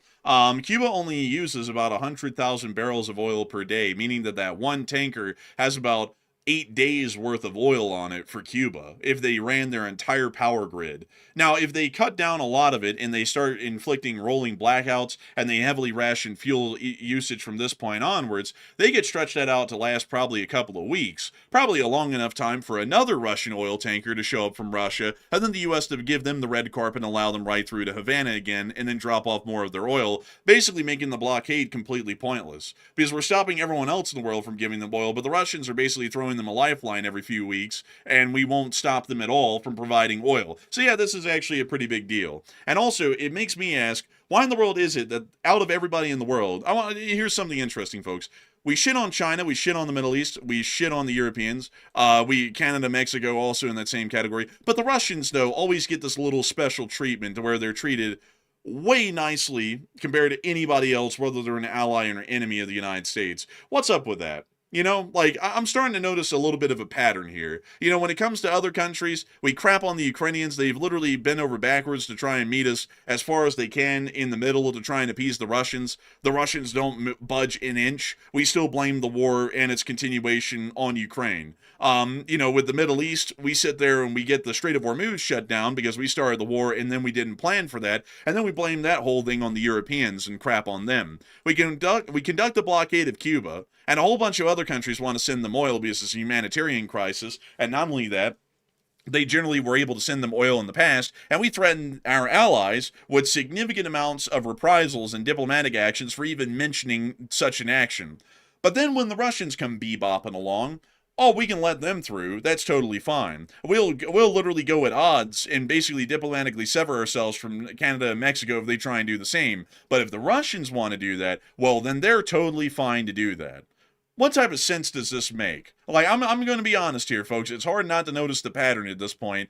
What the hell's up with this thing of let's cozy up to the Russians and basically throw away everyone else in the world, no matter what? I'm finding that logic to be a little bit odd. Also, And also not only that, but at the same time, a post was just made a short while ago, about 2 hours ago, from the U.S. president, and it said, last week my envoy to Belarus, John Cole, after negotiating with highly respected President Alexander Lukashenko, who by the way is the Belarusian president, and Belarus is a puppet state of Russia, he was saying the highly respected Lukashenko. So he said, my warmest thank you to the president for doing this, and I look forward to being with him at the next Board of Peace meeting. That's very very, very friendly talk with somebody who's basically highly aligned with Putin. Because as we know, Belarus does what Putin says because Putin's basically in charge. So it's like, that's very kind words. I rarely ever hear kind words being said like that about our allies for the most part. Our allies get pretty much shafted on the regular, and also they get roughshod, really rough treatment and a really rough speech toward them. But at the same time, though, people like Lukashenko, they get the very respectful talk, which is a very odd thing. You know, like Ukraine can offer drone support, drone equipment, and drone training, and we'll still sit there and call Zelensky a clown and an idiot and his country a weak and dying state. But then when the Russians provide intelligence to the Iranians to kill U.S. soldiers, and they go and break our blockade, not only do we sit there and basically turn a blind eye to them helping to kill our own men, we also sit there and literally escort them basically into Cuban waters to go drop off the oil. How does that work? Especially with a sworn enemy of the Republic, the Russian Federation. How does that really work? It doesn't. And this is an absolutely stupid move. I'll have to make that clear. I'll have to be in the 56% on that one. How the hell does this do any good for anybody? And some people are saying, oh, well, it's a goodwill gesture. Oh, yeah, I guess it's a goodwill gesture following up on the badwill gesture we just made of blockading them for 3 weeks and plunging the entire citizenry of Cuba into suffering because the power grid went off, right? Like that kind of gesture of goodwill. That's certainly when you conduct a gesture of goodwill, is after you just inflicted suffering on their entire nation, and then you conduct a gesture of goodwill after that. That clearly makes sense. Obviously, that's not going to be looked at as a slap in the face at that point, or just some sort of irregularity in policy making, which is what it really would be looked at as. This just makes no sense at all. It's completely defeated the point of what we were doing. And I would have to say, folks, one, I wasn't even a big fan of what we're doing. But the thing is that in foreign policy, if you do something like this, and then you allow your blockade to be broken, you lose a lot of military face in the martial sense. Because now people go, well, if they do another blockade somewhere else in the world, we might just be able to slip right through it and they won't do anything because they're, too weak-willed to do something about it. And then we start running the risk that this could lead to escalations unnecessarily in other parts of the globe because of what we're doing here. And not only that, this is completely defeating the entire foreign policy strategy that the president had to completely blockade them and put significant pressure on them to meet our demands or else, or to have them overthrown. And then we've literally, the president's gone and even undone his own actions by letting this ship through. And now they have another week of oil at maximum use, which they're not going to use it at maximum usage rates. They're going to stretch this out for as long as they can, which means that they'll be having enough fuel to last until the next Russian tanker shows up and drops off more oil to them, meaning that the blockade's completely pointless at this moment. And also, by the way, do we really even know what's on board these ships that are going to Cuba? Like they say it's oil, and we have no evidence to say that it's not oil. But at the same time, we have no evidence to say that there might not be something else on these ships, possibly, because I don't think the U.S. has had a chance to inspect them, and it doesn't sound like the U.S. plans on inspecting these vessels before they even show up to the area. It sounds like the Coast Guard has largely stood down for the most part, and they're going to let them pass through and go straight to Cuba. So, I've seen some people speculate, and they're saying that maybe there might be something else in these ships possibly, and it might be wise for the U.S. to maybe look into it before they simply allow them to go straight to Cuba. So, I mean, it's not just a little bit baffling that the entire blockade has been broken. It's also a bit baffling as well that the U.S. is trusting Russia to a large degree to hold to their word when they've proven that they are highly untrustworthy. The Russians literally vowed to the United States that they were not providing targeting data to hurt a U.S. serviceman in the Middle East. And now we've learned that not only are they providing targeting data, but they're also providing actual physical drones to attack the soldiers as well in Iran. So, I mean, why would we give the benefit of the doubt to a country like that that's literally trying to kill our guys right now? They're literally trying to kill U.S. service members, and yet we give them the benefit of the doubt. Another question I will say is some people have speculated as well. They say, well, maybe there's a Russian military naval escort that's with this ship, and maybe that's why the U.S. stood down and they're going to let them pass through. We don't know. That is a good point to make. We don't know if there is a Russian naval escort with this vessel, but nonetheless, though, I mean, this is the U.S. region of the world. This is our hemisphere over here. So if the Russians are sending their naval vessel over here, that might be a good time to show them down and show them who's boss, possibly. Because if we were holding a blockade and then one Russian naval escort's able to break the blockade, what does that say about our Navy at that point? That kind of makes us look a little bit weak. It makes us look exorbitantly weak. I mean, it's weak to the utmost degree. Basically, folks, at this point, we can almost assure that if the Russians show up anywhere, we're going to kiss their feet, basically, as a foreign policy initiative. I would bet y'all, folks, to be entirely honest with y'all, we probably called up the captain of the Stoichi down there in Bandar Abbas right when we were about to bomb the Iranians and told them, oh, by the way, we love you, Slavo Russia. We're about to bomb their port, so y'all might want to pack up and leave. And if y'all don't leave, that's fine. We'll wait to bomb the port until y'all leave. And wouldn't that be absolutely stupid? I say that as a joke, and then it just hit me. Wouldn't that be absolutely stupid if that's the reason we didn't bomb Bandar Abbas on day one or anything else in the Strait of Hormuz? Is because that Russian corvette might have been somewhere in there? Yeah, I mean, I wouldn't doubt. I mean, it wouldn't be totally abnormal, I would say. Like, for example, if they called up the Russians and warned them to get out of there, because we weren't trying to target the Russians necessarily. We were trying to target the Iranians. So I think that might be normal de-escalation if they did something like that. I mean, maybe, but I mean, at the same time, though, it's this is getting to the point, folks, that this is getting to be ridiculous and a flat out joke. But moving us on out of this news that came out of Cuba, which I cannot say to any degree makes me absolutely infuriated, because it's not really anything to do with breaking the blockade. I'll be straight up with you all. It's honestly kind of a good thing in a way, and a silver lining that the blockade is being broken, because I don't really like to think that an entire nation of citizenry is unnecessarily suffering for really no larger strategic ambition. But at the same time, though, what's wildly infuriating about this is how the U.S. administration goes around crapping on everybody, treating our allies like garbage, treating our allies like their concerns aren't really warranted in most, if not every situation. But then when the Russians come around, they get this like white glove, little soft lily treatment everywhere they go, and we treat them like they're, just the chosen ones. And it's absolutely ridiculous to me. It's getting infuriating because watching how the war in Ukraine and the attempted peace negotiations with that have gone, and no matter how far the Ukrainians have tried to go to meet us where we want them, we still blame the Ukrainians for the war when the Russians are the ones that are not budging. When the Russians help to get our own guys killed in the Middle East, our people, our countrymen, the U.S. literally goes out of its way to basically lie and say, oh, the Russians aren't doing that, and then it takes other members of the U.S. government to come out and go, oh, no, they are, and they are definitely helping the Iranians to kill American soldiers. And then when they show up to Cuba, we just let them break the blockade up front. No questions asked. Go on through. We love the Russians. It's absolutely ridiculous at this point. But anyways, it is time for us to move on and up towards the area of the United Kingdom, as we were able to see that the Russians are also having another trick up their sleeve.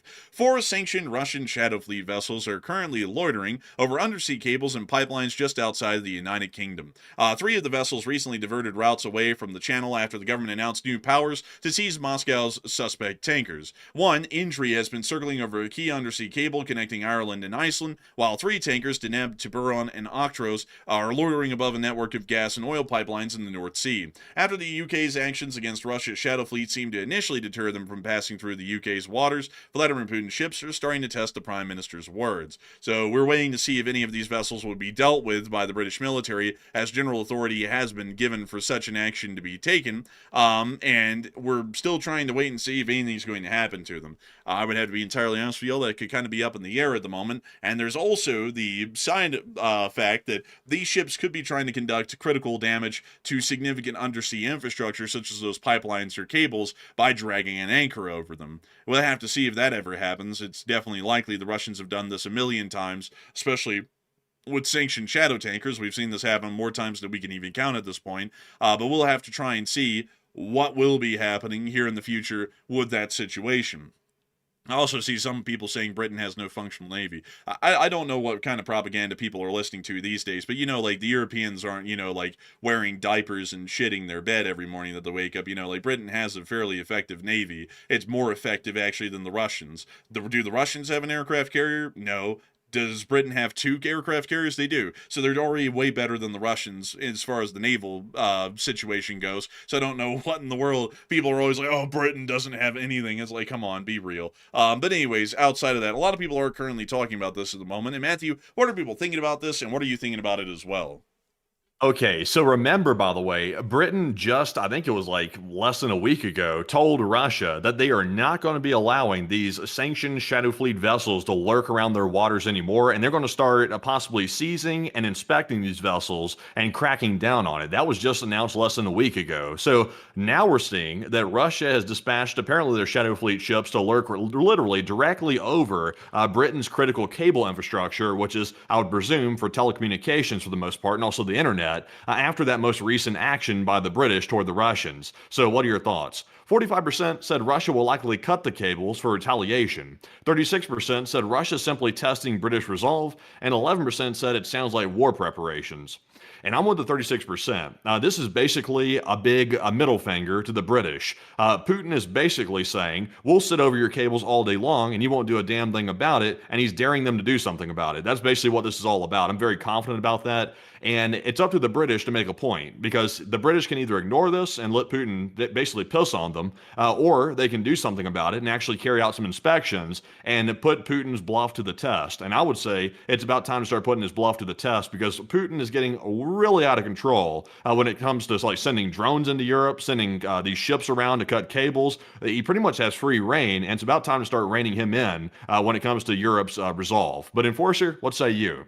I'd have to say that I would believe that the British need to respond to this for sure, and I also think that the Russians are probably trying to test the British resolve and see if they can try and start to force a confrontation with the British. Because interestingly enough, the British get most of the Russian ire on the continent, well, not the continent, but in the region at this point, because the Russians consider the British to actually be one of their largest threats, interestingly enough. So most of their threats and most of their aggression is actually kind of directed more at the British overtly than anybody else in the region, except for the Baltics, which also get a great deal of overt aggression thrown at them. So I hope that does address that the best I can, at least in my opinion. But moving us on from that, I also have to say that the British Navy is no slacker. I had to take a quick look because, of course, there's a propagandist in the chat. Britain only has 20 ships. Britain has 67 active combat vessels, which makes it about a quarter of the size of the U.S. Navy.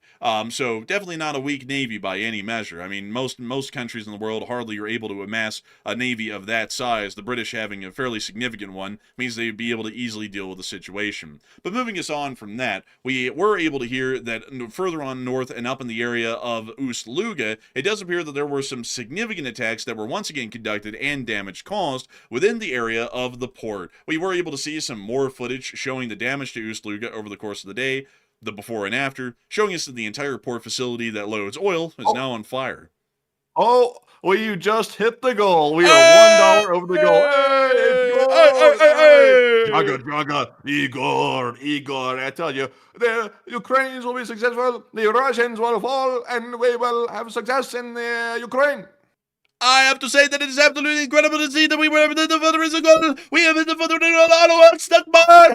But beyond that, I gotta say, absolutely incredible stuff. And I gotta give a huge shout out to everyone in the Lee Spring Army for hitting that fundraiser goal. Truly an absolutely incredible and fantastic thing. Truly amazing, I'd have to say. Heavens be, heavens be. But with that, getting us back into the news, we were able to see the damage to the port. It's quite a lot of damage. That's a lot of damage. That's why we're going to cut this boat in half and put a little bit of that flexible liquid on it. I forgot what that commercial, the brand is. I was trying to think about it. Flexible liquid. I don't know. I forgot what this stuff was called. Man. But we also were able to see the fire in the distance.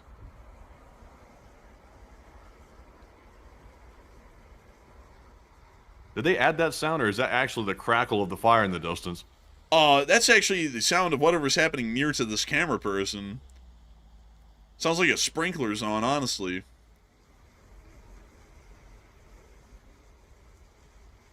Well, moving on from that clip, we also got another one here showing the fire at Ust-Luga. Well, I believe... Oh, they hit it again? There.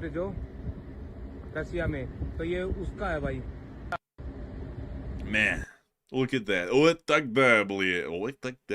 We also were able to see some workers hanging out around the port as well. I'll have to mute the music there, but holy moly! Do you see that $500 donation to the fundraiser holy from ARP moly! Bob? Are you seeing this right now? Are you seeing this? I think I'm seeing the visions, man. What is this, Matthew? What is this? This is crazy work. Man, I gotta say, this is absolutely crazy. This is insane, even. A huge shout out to ARP Bob for that unbelievable support to the fundraiser. We're now over $3,000 raised, thanks to that incredible donation. And so with that, it is time for us to move on and out of that area, as we did get to hear that 2 Ukrainian drones actually were errant and flew over the area of the Finnish border. This morning, drones have strayed into Finnish territory, according to the president, Alexander Stubb. One of the drones has been confirmed to be Ukrainian in origin. I want to emphasize that there's no military threat to Finland. Our authorities reacted to the situation immediately. I thank the authorities for their efficient action. The investigation of the incident continues. We are monitoring the situation closely. The authorities maintain readiness to react to future incidents, and Finland stands ready to monitor and protect its territory. So, we do understand that that is the case right now. Moving us on down and into southern Russia, we were able to see that within the Krested Oblast, many Russian were crying tonight. Ukrainian drone attack come down and rain fire onto city. No good, eh? Oh, wow. Not nice. This is my neighbor. He is pain in assholes. He invades my country. I hit with drone. He cannot defend. Great success. Oh, man. We also got another clip here showing a fire down there in Krested on one of their refineries. Oh, Briaga. But moving us on further and towards Taganrog, we also were able to see, folks, a clip of the attacks on the city and also the impeccable Russian air defense. Let us observe. They're saying, oh my god, it's going over the horizon. Get the anti-aircraft guns ready, блядь. Oh no. Ah, yes, the anti-aircraft gun. Oh no, they brought the bow and arrow. There's no way. That's crazy. Man, they're trying to take a cue from the Israelis. They said, we heard that the Israelis use Arrow 3 missile defense, so we brought it out ourselves. Man, they sat there and said, yeah, but without the crossbow, блядь, it's the damn Mongols. They're invading again. Like, it's like, what is this, the 13th century? Man, it looks like the starter kit too. It's not even a good one. It's like the starter kit you'd find like Academy or something like that, or like at a sporting store, like somewhere. It's like the cheap one. Man, this is pitiful, really.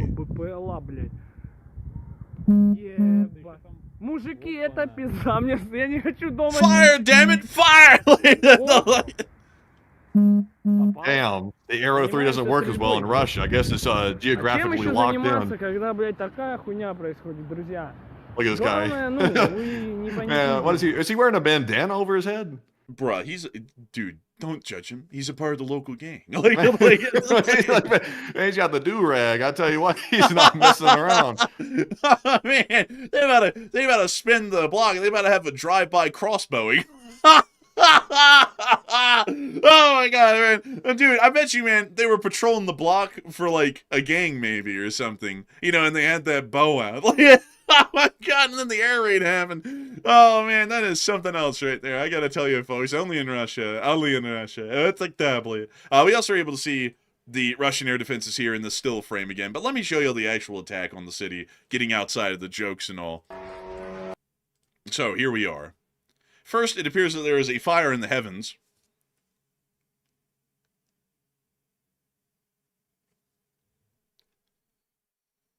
Oh, the explosion in the sky, somewhere in distance, play.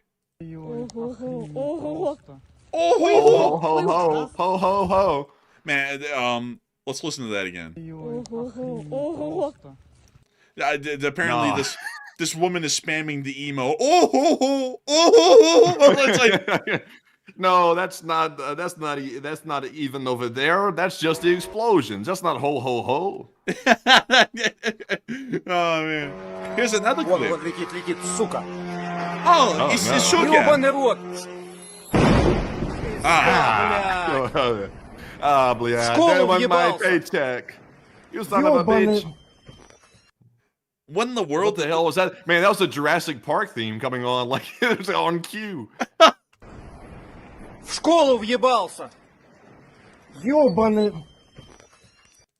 Oh, bled, my Velociraptor is calling. Give me a minute. Dude, he sat there and went, "Oh, look, my washer is done. Let me go get my dishes out." But anyways, that was the attack on the city of Taganrog today, folks. That was the whole thing from top to bottom. Now, moving us on into Ukraine, we were able to get some interesting news out of Ukraine. Starting off with the casualty report.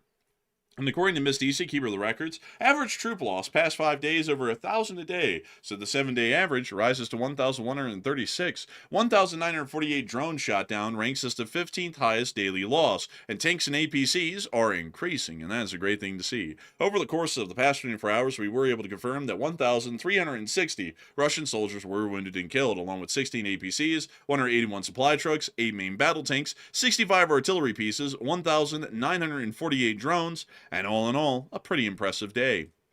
The Ukrainians were making sure to show us how this day was impressive. Up in the Belgorod region, they were attacking and hitting Russian forces before they even crossed the border.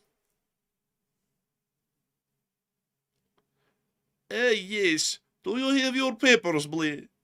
No? Well, to hell you go. And yes, it is infernal now. Oh, geez, it turned into a bonfire. They won't be cold. Oh, look at them skillfully mastering these nets right here. They saw the nets and they just went beep, beep, beep, back it up. Oh, look. Oh, there was that a missile in there? No, that was a tank. Oh, well, it's gone.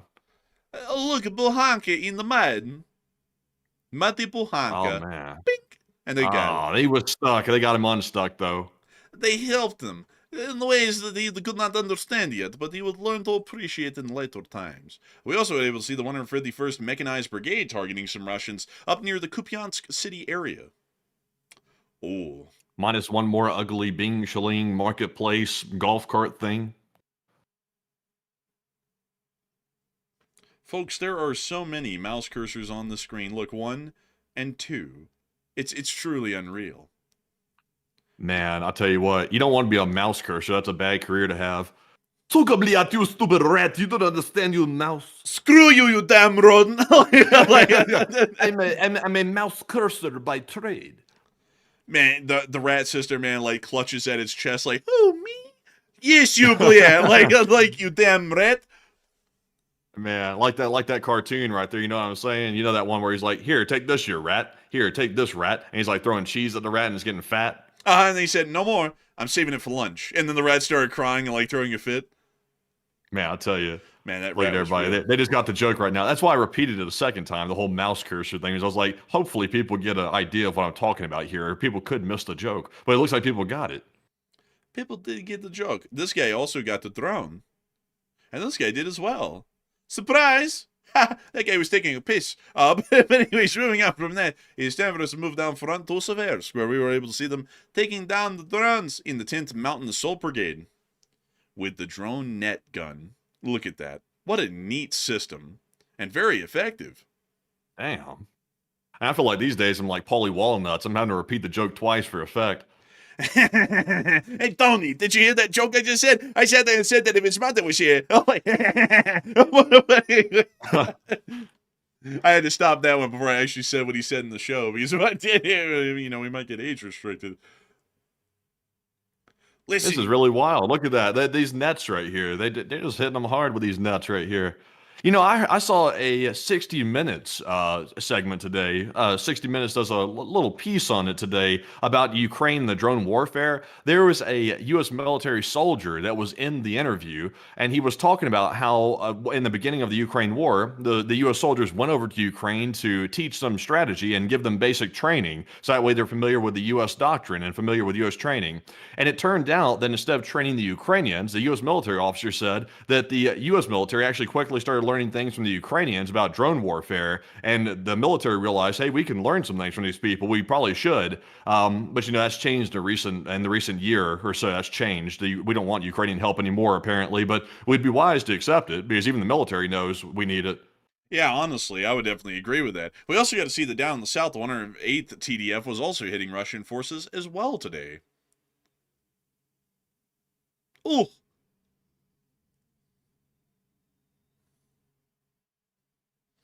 And I see someone say, you guys should run for president, senator, Congress. We need someone level-headed. Sadly, the level-headed people are never elected these days. It's always the people who can just run their mouths really loud and say stupid stuff. They get elected all the time on both ends. So there's no hope for people like us. No hope at all, sadly. But with that is our last clip out of Ukraine right there from the south. And also, that is our last bit of news for the day. Isn't that crazy? The last bit of news for the day.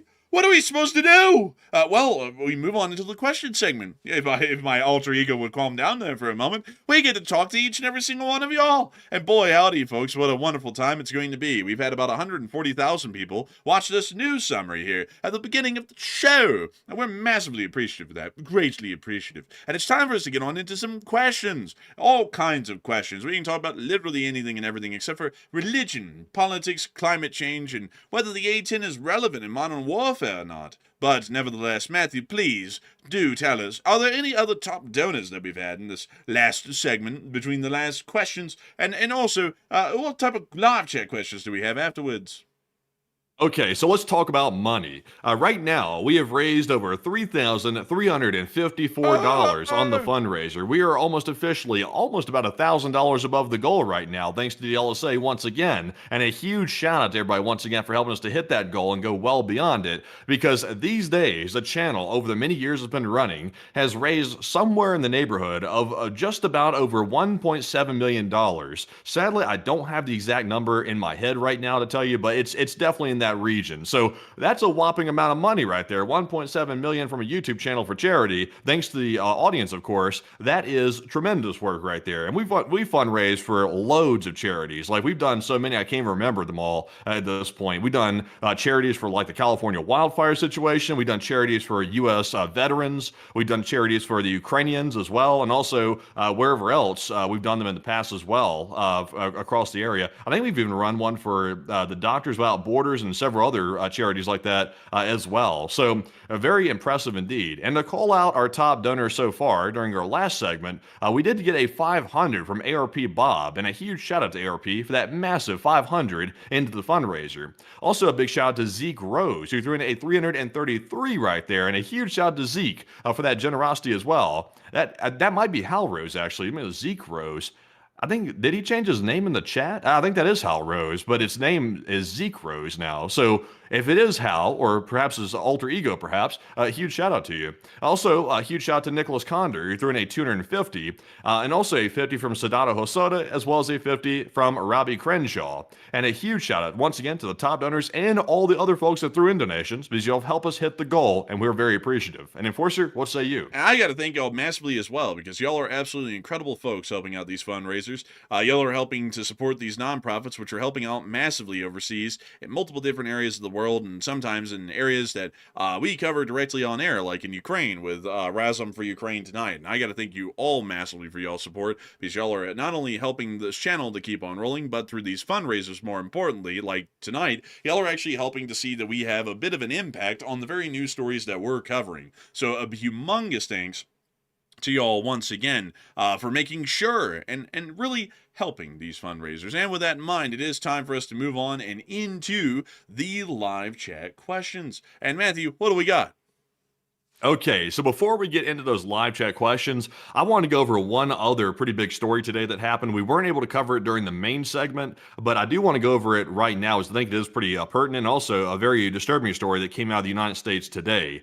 We did hear that apparently, according to reports, a drone nearly collided with Air Force One today in Florida, apparently at the Palm Beach airport. That was the reports that came out today. And we don't know anything about the drone. We don't know whose drone it was, and they haven't released any information about it either. But they claim that the drone flew close to Air Force One during the takeoff. In fact, the aircraft was just about to take off, apparently heading back to Washington, D.C.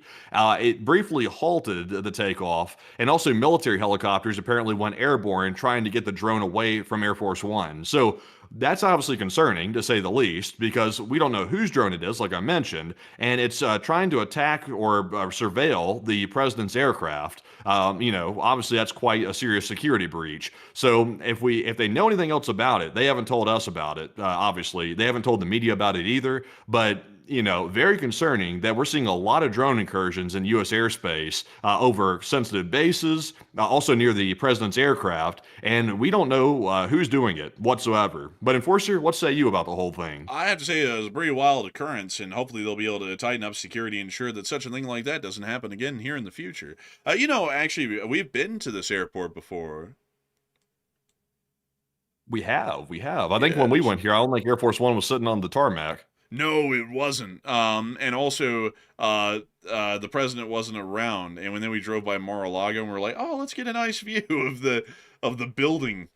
And it didn't look like this, because after that nut came here and like fired at the building a couple of times, I think they built like a giant wall and then planted a humongous hedgerow in front of the wall. So now you can't see the thing because it's hidden behind like a 11-foot wall. So that was a little bit of an interesting thing, because I thought we'd physically be able to see the building, and now they have the building surrounded by walls to where you can't see it at all. Like, you can hardly even see the American flag. It's like hardly like poking up from above the wall at this point. So that was a little bit interesting. I was gonna say, folks, I'm not really a fan of this building. Like, to me, it blended architecture in such a way that when I look at it, I think of one fish, blue fish, red fish, new fish, sort of a thing. Like, it looks like a Dr. Seuss building, really.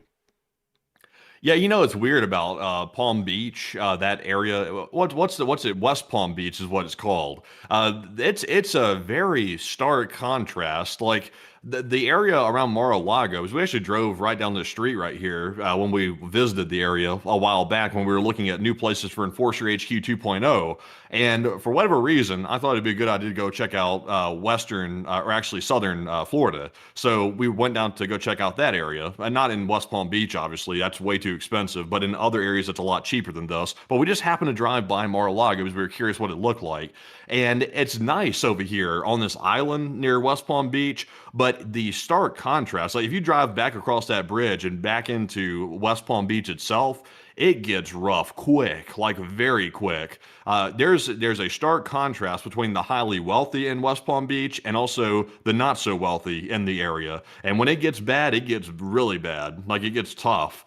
Which is kind of surprising, because I'd always heard that West Palm Beach was like very, very high end for the most part, and the whole thing was supposed to be luxurious, but it's really not. It's just that little strip of islands where the billionaires are at, and that's pretty much it. Yeah, I wasn't really a big fan of West Palm Beach. I kind of already knew that I wasn't going to be, because I'm not a fan of living in a swamp, and West Palm Beach is built on a swamp. So I was telling Matthew before we went down there, I was like, dude, this is going to be a swamp. This place is going to look horrendous. Like, it's going to be bad. He's like, no, it'll be fine. And then we went down there and we were like, hell no. I was like, this is something else. Honestly, folks, I'm just not really a big fan of like the whole Miami metropolitan area kind of a place. Like, it just has like this really swampy, hot, humid, sun-bleached kind of a feel to it. Like, it just seemed like a place that wasn't really for me. It wasn't a place cut out for me. We then went and flew to Seattle. This was all on the same trip. And honestly, Seattle was a lot nicer, but way more expensive. And also, generally, like, the downtown could kind of be like seedy from place to place, but I mean, every downtown's like that, so you can make that mark against any city in America. Even Salt Lake City has some kind of like sketch places here and there downtown, but I mean, they're like wildly small, and like the Mormons go out there and they eventually like grab those people and they like take them someplace or something. Like, I don't know, they don't hang out long. But beyond that, Seattle was a very interesting place, pretty neat. I would say, opinion wise, if you told me I had to pick between Seattle or West Palm Beach, I would pick Seattle, not West Palm Beach. Well, that's my 2 cents. Yeah, I'll tell you, it's as expensive to live in West Palm Beach as it is in Seattle. Both of those places are highly expensive to live in. Honestly, neither one of them are really worth it, to be honest. Seattle it has its nice areas, like over there toward Bellevue and stuff like that, but the cost of living simply doesn't justify the place, at least in my opinion. It's nice, but it's not that nice, to be honest. Also, West Palm Beach, I wouldn't live there to save my life, to be honest. I didn't like West Palm Beach, and it was a huge disappointment. I thought the area was going to be really nice, but it really wasn't for the most part. If you want a nice beach in Florida, up in the Panhandle is definitely better than that. 30A and that whole area with Seaside is like way nicer, which is actually where they filmed The Truman Show, by the way. But it's actually not psychotic like that in real life. It's actually pretty nice. Did you know that, by the way, they filmed that movie there? Yeah, I did know that, actually. It's pretty neat, honestly, because they hardly hardly did any dressing up to it in the show at all. It was literally just seaside. Yeah, it's really not psychotic in person. It's actually a pretty calming area and also very well kept as well. But it's expensive to live there, but you can go there obviously on vacation and enjoy it for a few days. But yeah, I didn't care for Southern Florida. It wasn't that good. I would say though, I would say, and I think you would definitely agree with this one. When you get further out of Seattle, kind of towards the Snoqualmie National Forest, that was a really cool place. It was cool, but I just didn't like the living environment, like for living in like the houses and stuff like that. I just didn't care for it. Yeah, and also, folks, there's this like really weird law on the books in Washington State to where if someone basically like just kind of like breaks into your house, there you can't really just call the police and have them thrown out because the squatters' rights are unreal and honestly kind of insane in Washington State. So you could leave your house one day to go get groceries and come back and somebody's moved in and you have to go through a humongous legal process to even try and get them out, and then at that point you're without a house and you're still having to pay for that one, because if you don't, you're breaking your contract and all that stuff. But beyond that, I have to say Seattle, in my opinion, just to be straight up, folks, historically it's cooler to me, and I like the environment of the Pacific Northwest a lot more than that of Southern Florida, because in Alabama we had already dealt with extremely hot, humid weather all of our lives, and down on the southern tip of Florida, it's that, but 2 times worse. And so I'm like, oh, hell no, I don't want to live in that. But Seattle was like, it's like cooler, it's more mild weather, it's very lush out in that area, forest-wise. But, I still, like, I would say, like, if I had to pick between the two, I'd pick Seattle over West Palm Beach. But if I had to pick out of anything else but those two, I wouldn't pick those two because, like, really neither of them were for me, like, and also for Matthew. I would say that Salt Lake City was the perfect fit, like, perfect place to go. Now, here's a question for everybody in the chat because everybody's gonna have different opinions about this. If money wasn't an object, and you had like, let's say you were given like by like you know how in Squid Game they gave out like the credit card that had like the unlimited like budget and stuff on it. You just charge whatever you want on it, and you just were instantly wealthy for forever. Let's say it was something like that. You got the little infinite money credit card, and you could go anywhere you wanted. You could live wherever you wanted. Didn't have to worry about cost of living, anything like that. You were set. You were good to go. Where would you go? Me personally, I would probably go to Santa Barbara, California. That's probably where I would go. Crazy expensive, but I liked it though when we passed through on the train going up to Seattle. It looked really nice. I've never actually gotten to go there, so I might be possibly disappointed if I actually walked around it, but it looked really nice from the pictures and also generally going from the train. It looked like a pretty nice place, but obviously super expensive for the most part. But where would you go though? Where did you say again, old boy? Santa Barbara? Yeah, Santa Barbara. Oh, that's a nice place. Oh, Briaga. Let's take a look at it. Let me drop that down right here. This is like a really cool little place. Yeah, I like it. It looks really, really nice. I mean, it just looks so nice, folks. I mean, like, when you look at that, you really can't diss on it. Like, it is incredibly nice. And when the train pulled up in here, folks, it was like pulling up into, like, a fantasy world. Like, it's like, this place can't really exist as a normal city. And it does. Also, by the way, for the people saying everybody's saying outside the United States, I meant like inside the United States. Like, where would you go? If I could choose anywhere in the world, I would have a lot of options at my disposal. But I meant like in the United States, like where would you go? Oh, if I had an unlimited amount of money and cash to deal with, and I could go anywhere in America, oh, shoot, that's actually a tough one. I mean, honestly, it'd probably be around here, or it'd kind of be in Santa Barbara as well, or it might be like, and also like, like before anyone goes, ugh, like politics aside, just talking about like the place, it probably would be somewhere up in the Pacific Northwest, kind of like near the area of the Olympia National Park. Because that place is, I like the natural environment of that place. It just looks really cool to me. And whenever I think of like the outdoors and the wilderness, I usually think of like the kind of scenery you get in the Northwest of the United States. And that place really fits the bill. I mean, like, let me show y'all here, like Mount Olympus. Like, this is what the Olympian Peninsula looks like up here in Washington State. Really pretty looking place. And I like that. It's just that sadly there's not really a lot of like extremely cool places to live, like city-wise, in Olympia, unless you lived in Seattle. And honestly, like, Seattle was neat to me in a lot of ways, but it wasn't a place that I'd want to live in like full-time permanently, like neat place to visit and not to live. Now, also a secondary option, if Santa Barbara didn't crack to be what I thought it was, a secondary option is I would pick a place that generally has like a lot of natural beauty around it, like let's say the entrance to like Yellowstone or something like that, maybe up near Montana, and I would buy a big plot of land and I would have the place just decked out, like where it's got like a really nice road going through it and stuff like that. You know, like the road into like Biltmore or something. Yeah, people that have been Yeah. to Biltmore, they'll know the road going in there. It was like specially like terraformed and stuff like that, so it looked really nice going up to it. And I would basically build something like a big compound where you could do a whole bunch of outdoor stuff on the land, have a nice house of decent size, and generally have it outside of a city where you can still go and be like in the city, but you don't have to constantly be in the rat race all the time and stuff like that, and have it completely self-contained, like with solar and all types of its own stuff. So it's all within its self-contained spot. That would be pretty cool to me. And also build a bunker down in the backyard because you know World War III might be coming around the corner. Yeah, I mean you could do that. Or another place I'd live is someplace in Colorado, like Telluride or someplace like that. I wouldn't want a huge house, by the way, folks, or like a humongous amount of land. Like honestly, a good bit of land would be nice, but no too big of a house. Like an average sized house would be fine for me. I'd be fine with that. In a place to build a model railway in the basement, and I'd be set. I'd be good at that point. But Telluride is a really cool little place. Yeah, I like that. Tell you right. It's just really out in the middle of nowhere. Yeah, and it's kind of like we've never been here, folks, but it kind of feels like it has that Jackson Hole kind of vibe going for it. Where, oh my God, is that a stagecoach? That is lit. Oh my God, that is actually super cool. Look at that. That is pretty cool, I will admit. That is really, you know what? I'm moving here. Like, no, I'm moving. No, you Pack can't up the. afford it. Yeah, I can't. Sadly, we will never You're a be able to afford brokey this like one. me. You're not going to Telluride, buddy. Hell no. You got to be loaded. Like even if you're somewhat well off to live in Telluride, like you gotta be playing in the big leagues for this one. Yeah, you really do, sadly. Let's see. What about some other cities that are kind of in the same sort of position, I guess, like geographically, but are cheaper? How about Vale? Nothing bad's ever come of anything named Vale, right?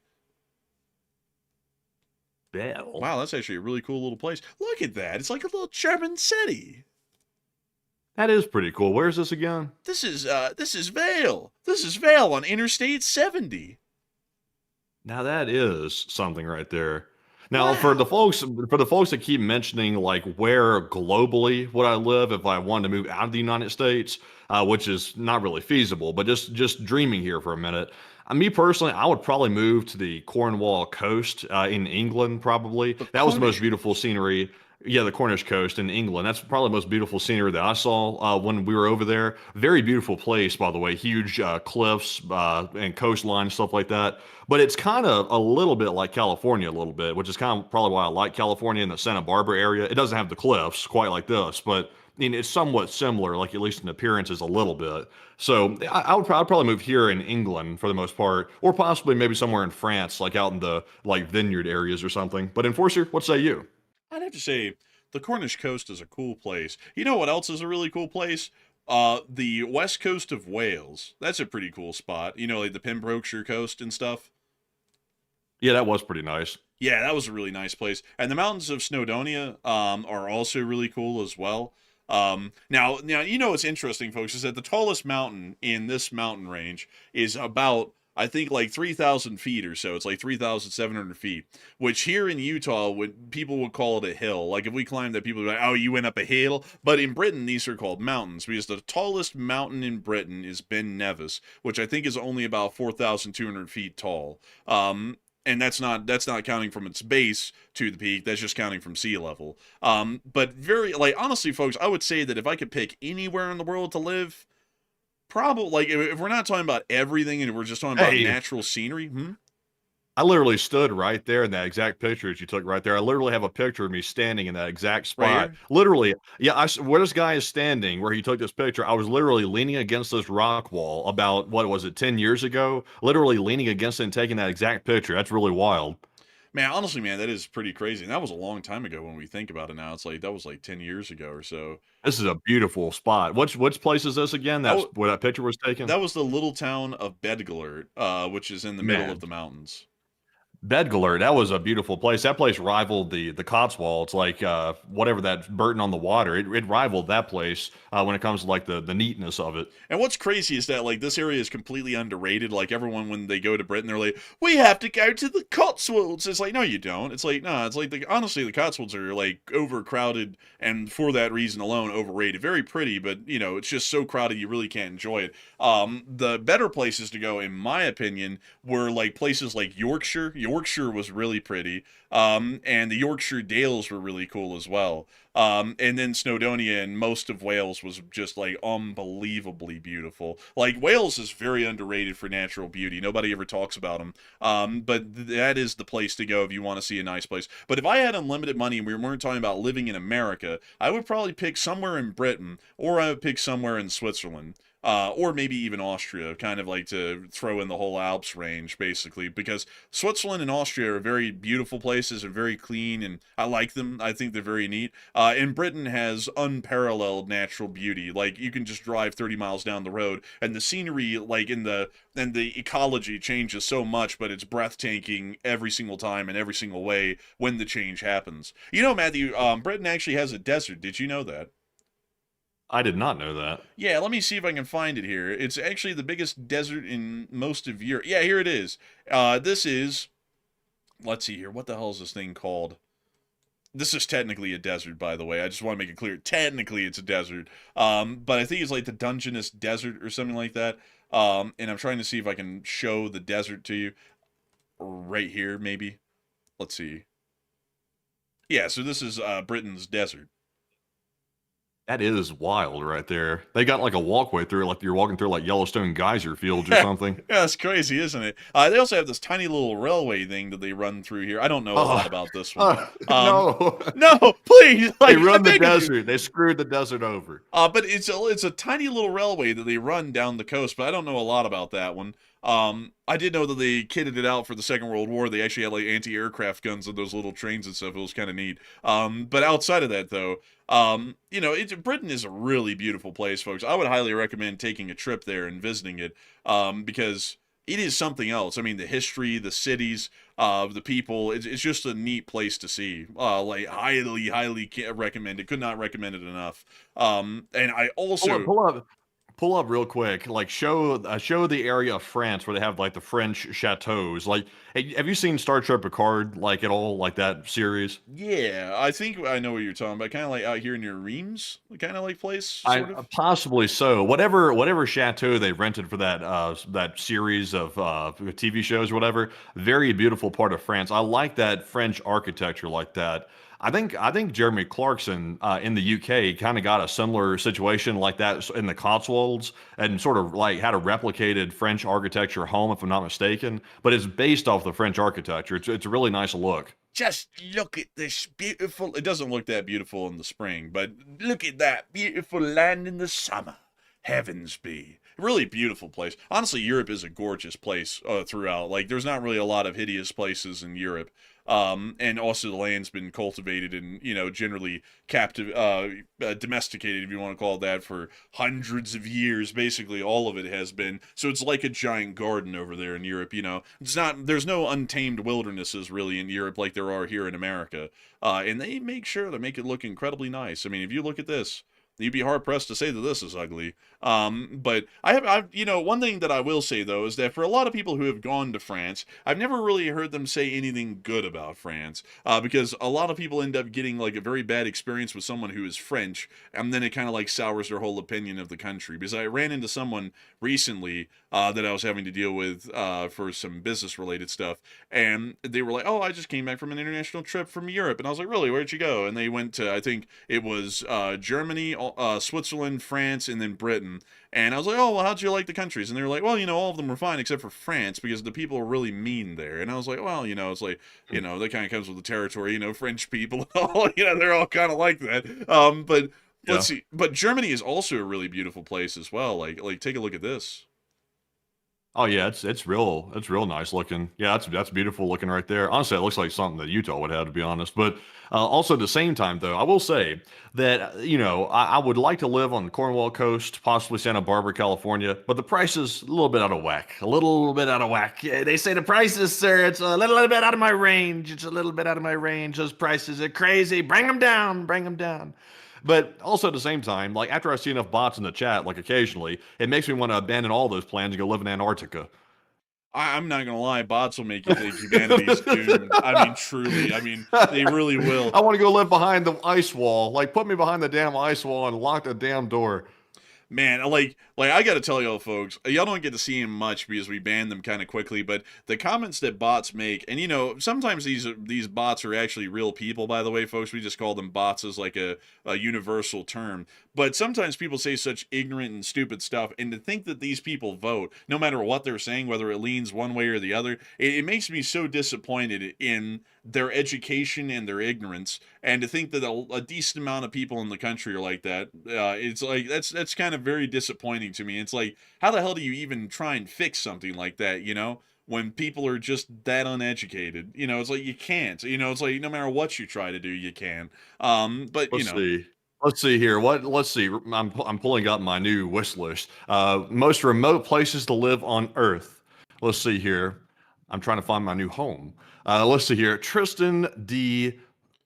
Something in the South Atlantic is widely considered the world's most remote inhabited place, located over 1,500 miles from the nearest inhabited land with humans. Wow, that sounds like that could be right. Let's see here. Pull this up. Where is this located? Tristan D. Cunha. Do you know where that is? Or can you just type it in and see where that's at? There it is at the top. Oh, so this is right perfect. here. This is perfect. This is out in the middle of nowhere. Zoom out and show people the reference point here. Oh man. Oh, wait a minute. Hold on. Is this an island? Welcome to Tristan D. Cunha. It's a great We're place. not going to do that. We're not going to have that going on.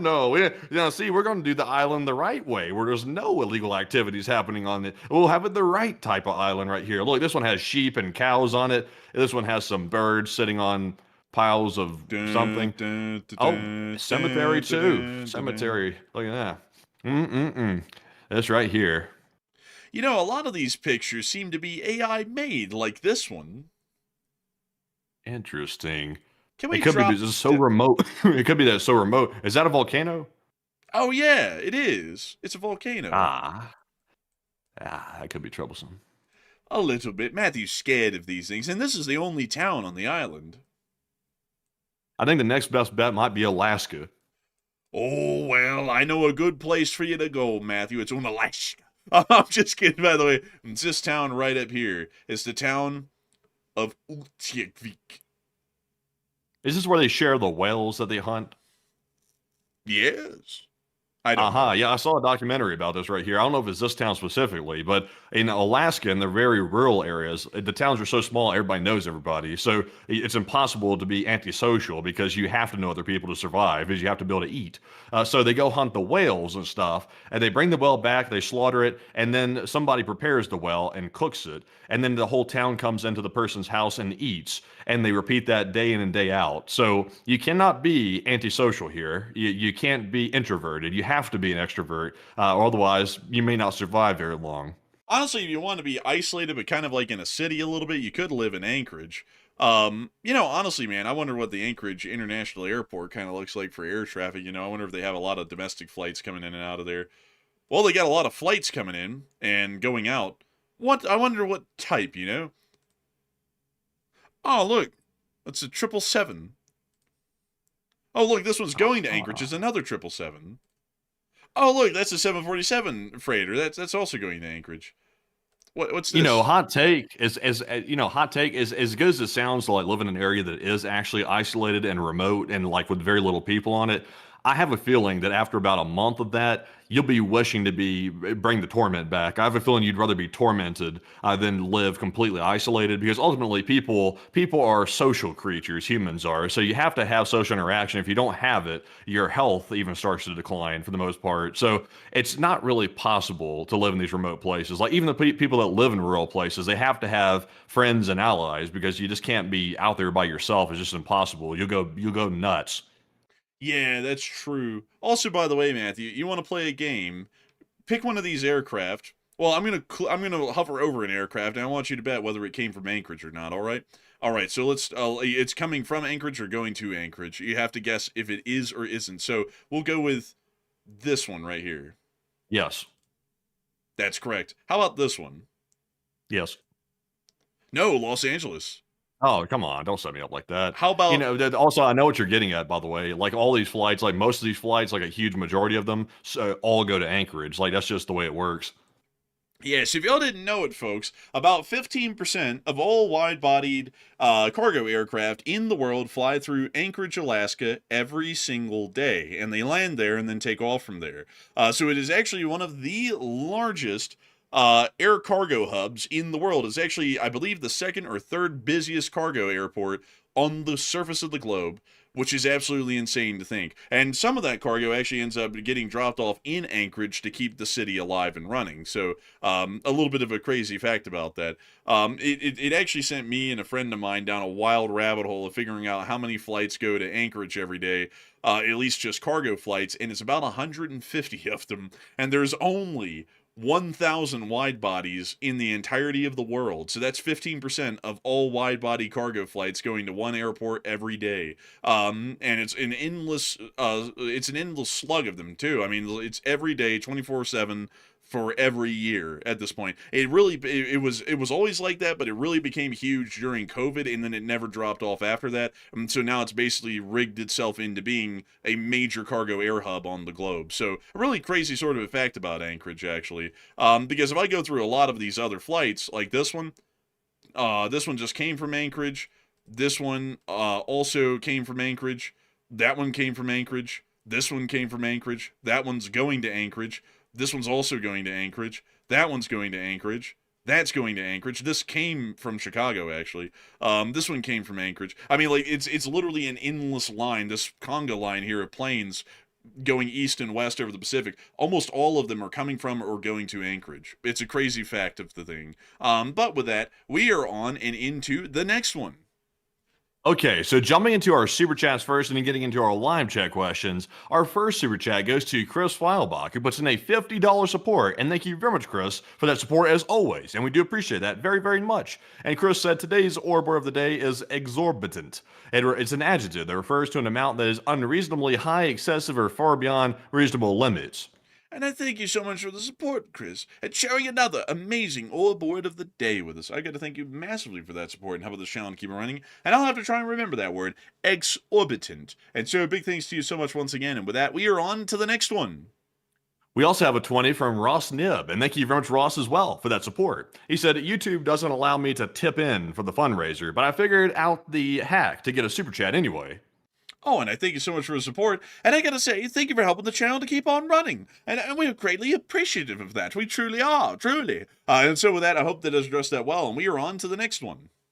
We also have a $20 support from Arar983, and thank you, Arar, as well, for that support. It said, forbidden super chat in LSA. And I thank you so much for the support. And it is verboten on Sundays, but people do it nonetheless. And we do thank you greatly for your support. And so big thanks to you so much once again. And with that, we are on to the next one. We also have a 20 from Fred Vreeman, and thank you very much, Fred, as well, for that 20, and we do appreciate that. And Fred said, for a better plan than Andrew said, use Digital Combat Simulator, land and sea forces, and take 15 islands in 38 days, take 11 cities and ports in 59 days, establish a perimeter, and give it to the Arab states, oil flows, and done. And I thank you for support. I don't know if that would work in reality, but I do thank you for support and helping this channel to keep on running. And with that, we are on to the next one. We also have a $20 support from Tom Xman, who just threw that in. And thank you very much, Tom, as well, for supporting the channel. He said, first, for me, one, missed the fundraiser, selling my old car up north. Two, rode the first ever light rail train over the floating bridge here in Seattle. And thanks, everyone, for giving tonight. Oh, and thank you so much for the support, Tom Xman. And I also got to say, that floating bridge that train goes on is actually kind of crazy. I know where it is, and let me see if I can go find it here really quickly. Oh, I have to find it, heavens be. Oh, there it is, right there.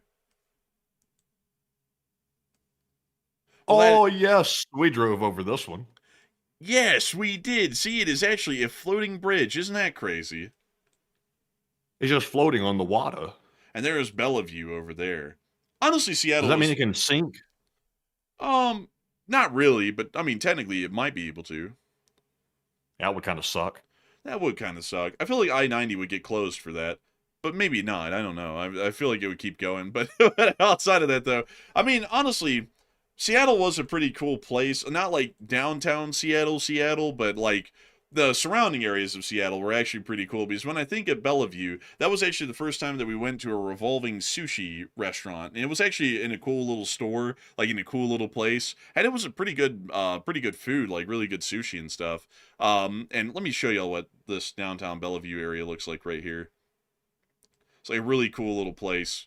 You know, people don't tell you about this stuff, folks, when you, like, look at the world through political lenses. You know, they always tell you that, like, you know, these places are bad and these places are good because they fall under a certain political leaning. Honestly, Bellevue was a really nice place, way too expensive for normal folks to live in, but still really cool to see and visit. And, you know, so I always recommend people traveling around and taking a look. You know, like, a lot of people would diss on Salt Lake because, you know, Mormons this, it leans a certain way politically. But if you come here, it's actually quite nice, you know, it's quite brilliant, really. And, you know, even...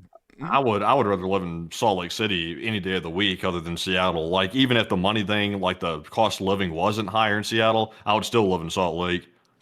Well, I would have to say that those whole, like, the you know, the maid cafe people, like, wandering around in public in downtown Salt Lake was a little off-putting, you know? It was like, what's up with that, you know? But outside of that, yeah, I would have to agree. Salt Lake City is generally more of a fit to me, at least in Seattle would be. But I mean, even places like New York City are actually quite nice, you know? It's just that people never look at the right places, you know? The right places, see? Like this one right here. Let me show you all. Right here. See, this is a nice part of the city. This just isn't appealing to me anymore. Like when I was younger in high school, this was appealing. Like I was like, oh, I'd like to go to college in a place like this, but I don't find this type of like concrete jungle type stuff anymore very interesting. Well, you know, like, I don't find it interesting either, Matthew, but I'm saying this though for all of those people who may, you know, just see cities through TikTok, and they see like a TikTok bot go, here in China, things so nice, and like they show like lit up city with, like, you know, like the skyscrapers with the LEDs. It's like, well, you know, we have that as well in America. You know, it's like even downtown New York looks really nice. You know, it's like you can find that really anywhere in the United States. I mean, obvious, like, you know what I find funny, folks, is that like the Chinese propaganda accounts on TikTok and other places, they'll compare like the nicest parts of China to the worst parts of America, which isn't a fair analysis. It's like they wanted to give you a fair go at it. They would show the nicest parts of America and then the nicest parts of China, but they don't do that because, you know, then most people would be like, well, it's not really that much different, and it looks like China just finally entered the 21st century. And also on top of that, I mean, there's other great places as well. Like, for example, Birmingham, Alabama. Wait, what? This actually didn't look too bad when they took this satellite view. Hey, but on a good street. Yeah, like, I mean, like, honestly, like, this is kind of like a good call. Like, this is like one of the only tree-lined streets left in the city. But let me bring y'all to like what normal Birmingham actually looks like, which would probably be around over here. This is kind of what it normally looked like, which honestly, the trees blooming out doesn't make it look too bad, but it's a very seedy part of town. I can tell you all that because we were here for years, and we found out you can't really come over here. So, you know, don't ask us how we figured that out, but we did find that out eventually. So, you know, sadly, Birmingham isn't really a place, but I mean, hell, there's even nice places in like Atlanta. Like, let's see here. Let me think. Where was that nice? Is this it, Matthew? Is this the place? Like around right here? You're talking about Roswell? Kind of. I think this was one of the places. Actually, that was like pretty nice. Yeah, this is like one of the nicer looking places. Athens is pretty nice outside of Atlanta. Rome is pretty nice. And also Roswell. Oh, Pretty much any suburb of Atlanta is pretty nice. right here, Buckhead. Buckhead, I don't know about Buckhead. Like, I don't know about that. Well, I mean, it doesn't look too bad, it like at least right here. Yeah, Buckhead used to be nice, but from all the people I've ever spoken to that are from Atlanta, they say Buckhead's changed quite a lot and there's a lot of gang activity. Oh man, God, man, skirt. Like, people are scared to go to the mall because they're scared they're going to get shot. Oh, dude, that's just literally the whole city of Birmingham. Nobody ever went to the River Chase Galleria. Like nobody did. Like after a couple of incidents happened there, I think most people avoided that place like the plague. We did, at least, because it started to become quite sketch. But nothing truly beats the wonder and bluster of the great city of Bessemer. Which this is Bessemer. Yeah, Bessemer's pretty rough by any standard. Yeah, Bessemer is one of the roughest places in Alabama. But y'all wouldn't believe it. It's actually Fairfield right here that is the roughest place in the entire state of Alabama, according to the crime rates and stuff. Even beats out Bessemer and Birmingham, so that's a little interesting. But anyways, I can attest to that. Made a wrong turn, got off in Fairfield. That was tough. it was. And North Birmingham is really tough too. And Tarrant's really tough. And let's see, Arlington West End's pretty tough. And Midfield's really tough. And Lipscomb's pretty bad. And Bessemer's pretty rough too. You might as well scratch McCalla into that as well. I mean, once you start going a little bit south though, like kind of like Hoover's pretty decent. Vestavia Hills, which is technically kind of like Mountain Brook, sort of. That's really nice. Homewood's pretty decent as well. Mountain Brook's where all the rich people in Alabama live, and like it's like an old money kind of atmosphere, so not really welcoming and kind of a little bit judgy. There are nice people though, but they kind of live in like the peripheries of Mountain Brook. But like the people who live in central Mountain Brook in like the 10,000 and 20,000 square foot houses, they kind of like enter the same category as the Greystone people, which are kind of like in that same vein. But beyond that, South Birmingham's pretty decent, but it's basically just the suburbs. But if you're ever looking for like anything downtown or built up or anything to do, there's just not really a lot to do there, sadly. Salt Lake, on the other hand, has plenty to do, and it's just like quite nice. I don't mean to do this comparison every night, folks, but I mean, like, I cannot praise Salt Lake City enough. And also, it's just really nice that whenever we go out and have to deal with people in public, like, you want to go somewhere and do something or see something, people are just by and large nicer out here than they were over there. But anyways, with that, it is time for us to get on into some more questions. Matthew, what do we got here? So our next one goes to Music Uploader, who put in a 10 and said his right, the hack works for the super chats. LSA. And thank you for the support, and it doesn't look like it does work. Heavens. And a big thanks to you for supporting. That was a channel to keep it running. And with that, we're on to the next one. We also have a 5 from Pizza Dale. He said, appreciate y'all. And by the way, have you covered this Embraer 829 Super Tucano airframe that's supposed to be the loitering solution to drone attacks? We generally haven't covered it in that form, but we have talked about the Super Tucano on stream a good bit before, and it's an interesting platform that certainly has its niche. And so big thanks to you for support. I hope that does address that well. And with that, we're on to the next one. We also have a 5 from Man68, who said, if I send my War Thunder highlight clip to the Iranian propaganda account, do you think they would post it? Absolutely. Like, they would definitely post that. Like, go ahead and send it to them and see what happens. Because if it does happen, reach out to us on Twitter and let us know and, like, link it, because we would love to show that. That would be hilarious if they actually used that. So big thanks to your support and help the channel to keep running. I hope that does address that well, quite well indeed. And with that in mind, it is time for us to move on and into, I believe, the live chats, if I'm not mistaken, Matthew. Yes, but first, though, I want to address this poll right here, because it looks like we got some very, very confident people in the chat about living by themselves. So the poll question says, do you think you could tolerate living in a remote place with no nearby humans, meaning you are completely isolated? There's no, passive contact. There's no walking down the sidewalk and you see people. You are remote and there's no nearby humans. 70% of the audience said yes. 30% said no. So what this tells me is this.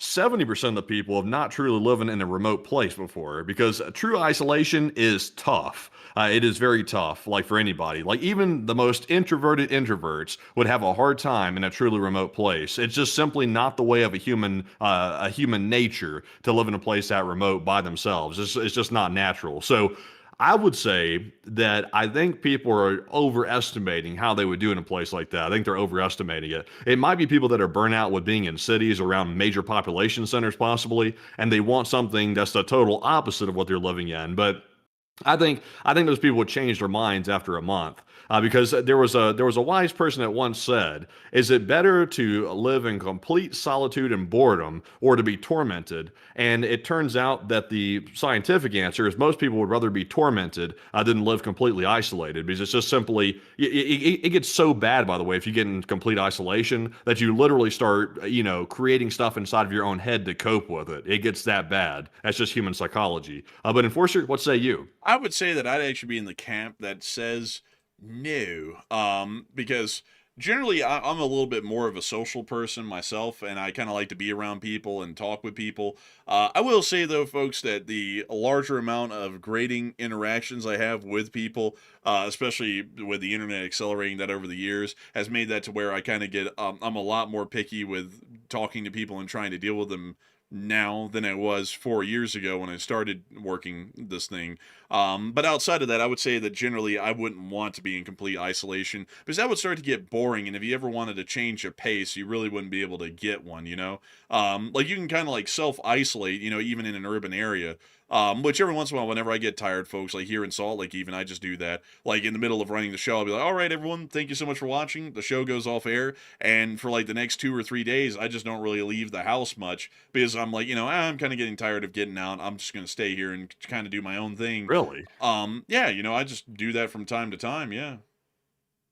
I just can't do that. I'll admit I'm an introvert. I'm not somebody that likes a whole bunch of social interaction like all the time. But I'm also like a strange introvert too, though. Like I cannot go like several days without seeing anybody. Like that's just I can't do that. Like I have to get out of the house. Like I have to. Like I don't think there's been a single day, except for maybe a handful of days I've moved out here to Salt Lake City, that I have not gotten out and done something around the city, or at least gotten out for at least an hour, at least, to get out and do something, possibly. I just cannot go, inside the house for that long. I just can't do it. I mean, I can, I got to stay moving. I can. I'm kind of fine with that sometimes, because if I'm ever like, I'm kind of getting worn out, or man, screw these people. Like sometimes I think that, like, if I ever like get like just like worn out and exhausted, it's nothing to deal with like getting tired of people. It's just like the concept of having to deal with people after I kind of get like worn out. Like, screw that. Like, and then I'll just stay home for a couple of days, and I'll be all right. Well, now I'm fine, and then I'll go back out and go and do my stuff. Like, because like I'm one that kind of likes a little bit of a blend. Like I'm totally fine being completely isolated from everyone and not talking to anyone, but also I like talking to people. Like I enjoy being sociable and getting to chit chat with folks. But like also I will have to say this, folks, like I've gotten like, and I kind of hate to say this, but also at the same time, like if I actually told you all the unfiltered reality of what we've dealt with for the past 4 years running the show, like in public and in private, y'all would kind of get it. But I've become a lot more judgy with dealing with people. Like 4 years ago, anyone who ever talked to me, I was willing to make friends, be very nice and conversate and everything, and really keep up a good friendship. Nowadays, if something irks me, just one thing with them where I'm like, that seems to be off, I'm completely like, no, I don't really want to talk to that person. I'm good. I'm totally fine, because there's been enough times now that I've learned that you can't be friends with everyone you come across, or something along those lines. Can't really get into the exact details of that. That's like, what? Yep, that's a red flag. Seen that before in someone else. That's not going to turn out well. Time to cut them loose. And I just like don't really talk to them again beyond that point. And that's kind of a sad thing though, because I think about them like, I used to be very different 4 years ago and a lot friendlier to folks. And I'm still quite friendly, but at the same time, if I hear something that sounds like BS or see something that doesn't really seem to be right with that person, I'm very quick to already jump to the conclusion that I've already reached from prior dealings with other people who've been very similar. So, that's kind of an unfortunate thing, but it is what it is, I suppose. But anyways, I've never changed. I've actually never changed. I've always been like this. Like the exact way I am now is the way I've been my entire life. Never changed. I'm just taking the blows on the chin. Like we've unfortunately taken a lot of blows on the chin, like on air, off air, etc. And it's just never changed me. I don't think I'm capable of changing, to be perfectly honest. I think I'm just the way I am, and I don't think anything can really shake that. Really, I'm just set in my ways. I'm stuck in my ways. Yeah, I mean, like also, so someone say perhaps you could wait tables for a couple of years. That'll help you really love people. Well, there was actually a time I was a server, not for years, but for a little while. And like I'll tell you all this. I'll tell you all a little bit about our lives because this is something that kind of is a little bit important to know. We were basically not allowed to deal with people growing up, hardly at all. Like our social interactions with people were almost non-existent until we got out of high school. And then when I got out of high school, the pandemic happened, so then that completely cut that out for like years. So whenever I was able to get around people, I was just extremely excited because I always wanted to talk to people. I love talking to people. But the years of having to do that now has taught me that you can't be that excited to talk to everyone because that might not end up too well. But anyways, with that, it is time for us to move on to the next one.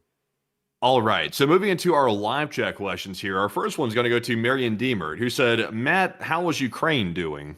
And Ukraine's doing phenomenally well. They are starting to field the Flamingo ballistic missile quite often, as we can tell, and they're hitting all the oil export depots, they're hitting all the terminals, and also they've reduced Russia's capacity by 40%. They're still gaining a frontline territory. They've taken over 500 square kilometers of it over the past month or so, and they're doing phenomenal under the circumstances. The one thing that could change that, though, is the U.S. is discussing and considering redirecting weapons from Ukraine, and that's weapon sales, not gifted weapons. That's just weapon sales. They're considering redirecting that for the Iran war, which could change things a little bit. But Enforcer, what say you? I would generally agree. They've been doing quite well, and generally the war is still in their favor right now for the larger part. So I hope that does address that well. And with that, we are on to the next one. And also a big shout out to Ryan H. on Orbs, who put in a $2 super chat. He said Snake Island would be a good place to live, an LSA. Honestly, that wouldn't be that bad of a place. I mean, that's pretty isolated, really. So yeah, I mean, I guess in a way, if it wasn't for the war, that would be a pretty interesting spot to be. So I hope that does address that well. And with that, we are on to the next one. And we also have a question from Chris, who said, do y'all think that Russia and China will get involved in this conflict, or will they stay out of it? There's really no way for them to physically get involved because of their military limitations, so they'll have to stay out of it because they really have no other choice. And if they tried to join the war in the limited way that they would lose, and that would look pretty badly for them. So my answer to that would be they aren't going to join. And so I hope that does address that well, and we are on to the next one. And we also have a question from Marcel, who said, is the U.S. as bad at asymmetrical warfare as it seems, and if so, why? Nobody is really good at asymmetrical warfare because having a conventional army going up against an irregular force is never going to turn out well for that conventional force, just because of the limitations that are involved. Asymmetrical wars have been going on for about as long as history has been recorded, and in most every instance, it's basically rare, if not impossible, for a conventional army to win against an irregular army or an irregular force. So I hope that does address that the best I can, and with that, we are on to the next one. We also have a question from Plant Seer, who said, as the war drags on, do you think we're any closer to nukes being used in the Middle East compared to just a week ago? I don't know. Like, sadly, I would say that the answer to that should be we're not getting any closer at all, but I actually don't really know. So I hope that does address that well, and with that, we are on to the next one. We also have a question from Tiger, who said, are there ground troops moving in tonight, or is that not happening? They're not moving in tonight. Like they're arriving in the region, but I believe that they're still waiting for the USS Boxer's ARG and the 11th MEU to arrive before they start doing anything at all. So I hope that does address that well. And with that, we are on to the next one. We also have a question from Cody Miller. He said, so American troops are supposed to fight the ground offensive on their own with no help?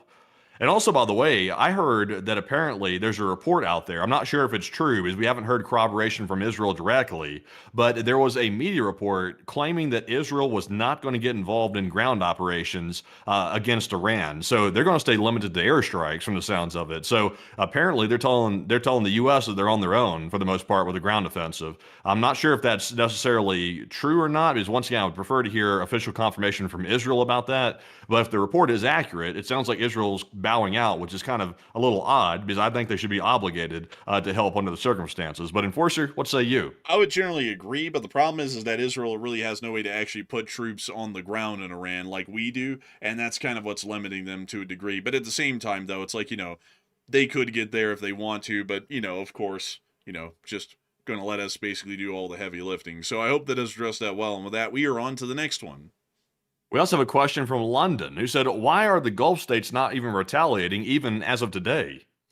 I wouldn't even know at this point. I think it's the whole concept of brotherly Arab nations sort of a thing, but it's like, Iran kind of threw that out the window. So it's like y'all aren't really obligated to follow it, yet for some reason they're still trying to follow it. It makes no sense. Make it make sense, people. Make it make sense. But with that, we are on to the third to last question of the night.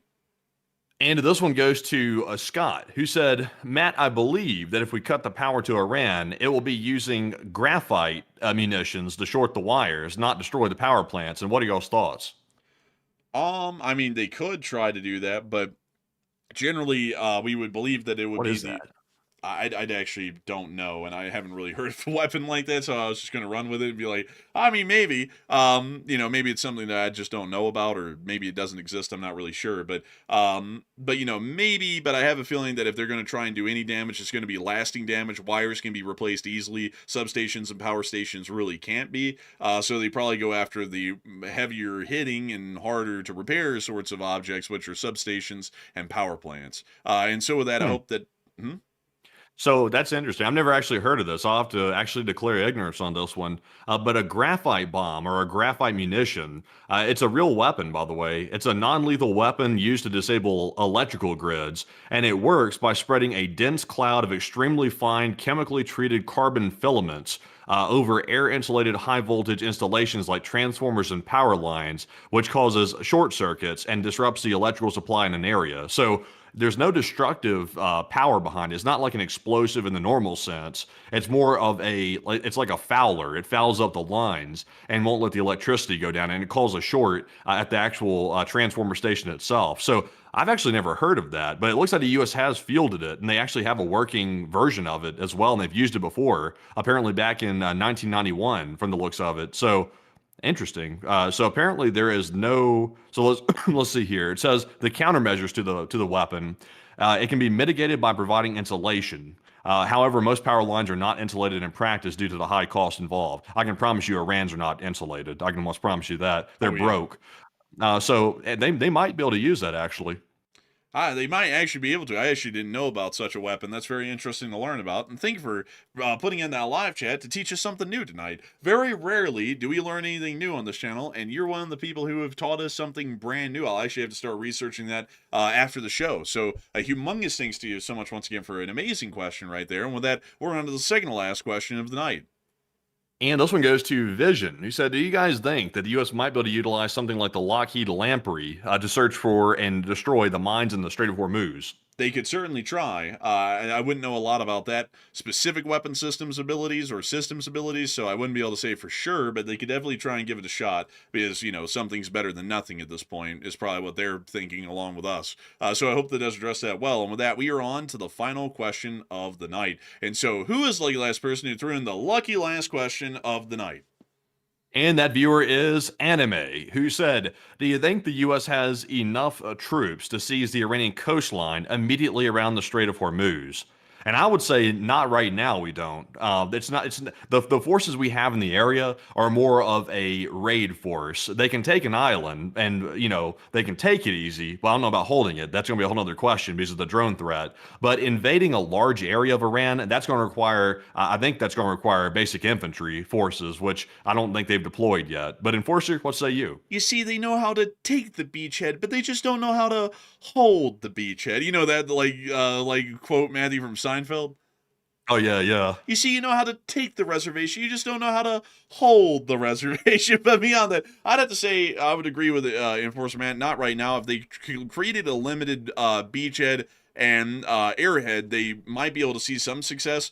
But that would require them reinforcing the area immediately with reinforcements and supplies, which I don't know if they have a plan to do that right now, and that might lead to failure. So I hope that does address that the best that I can, at least in my opinion. And with that, folks, we've reached the end of tonight's stream. And I gotta say that we are massively appreciative and incredibly thankful for all of y'all having been here tonight. We had a peak viewership of 25,000 people here again tonight, and 163,000 people have watched the stream in the 2 hours and 50 minutes that it has been running. We thank you all so much once again for watching tonight, and we will see you all tomorrow at, well, for the short war video, if there is one. But if there isn't one, because I totally forgot that we don't work 7 days a week, we only work 6 days a week for live streams. If there isn't a short war video to be made tomorrow, we will see you all on Tuesday at 10 p.m. Eastern Time to cover the next 48 hours, actually, of the news from around the world. And a humongous shout out to everyone who supported the incredible fundraiser tonight for Razom For Ukraine. And so with that, good night, good luck, take care, stay safe. Slava Ukraine, Herom Slava, long live the Leaf Spring Army, and long live the Republic.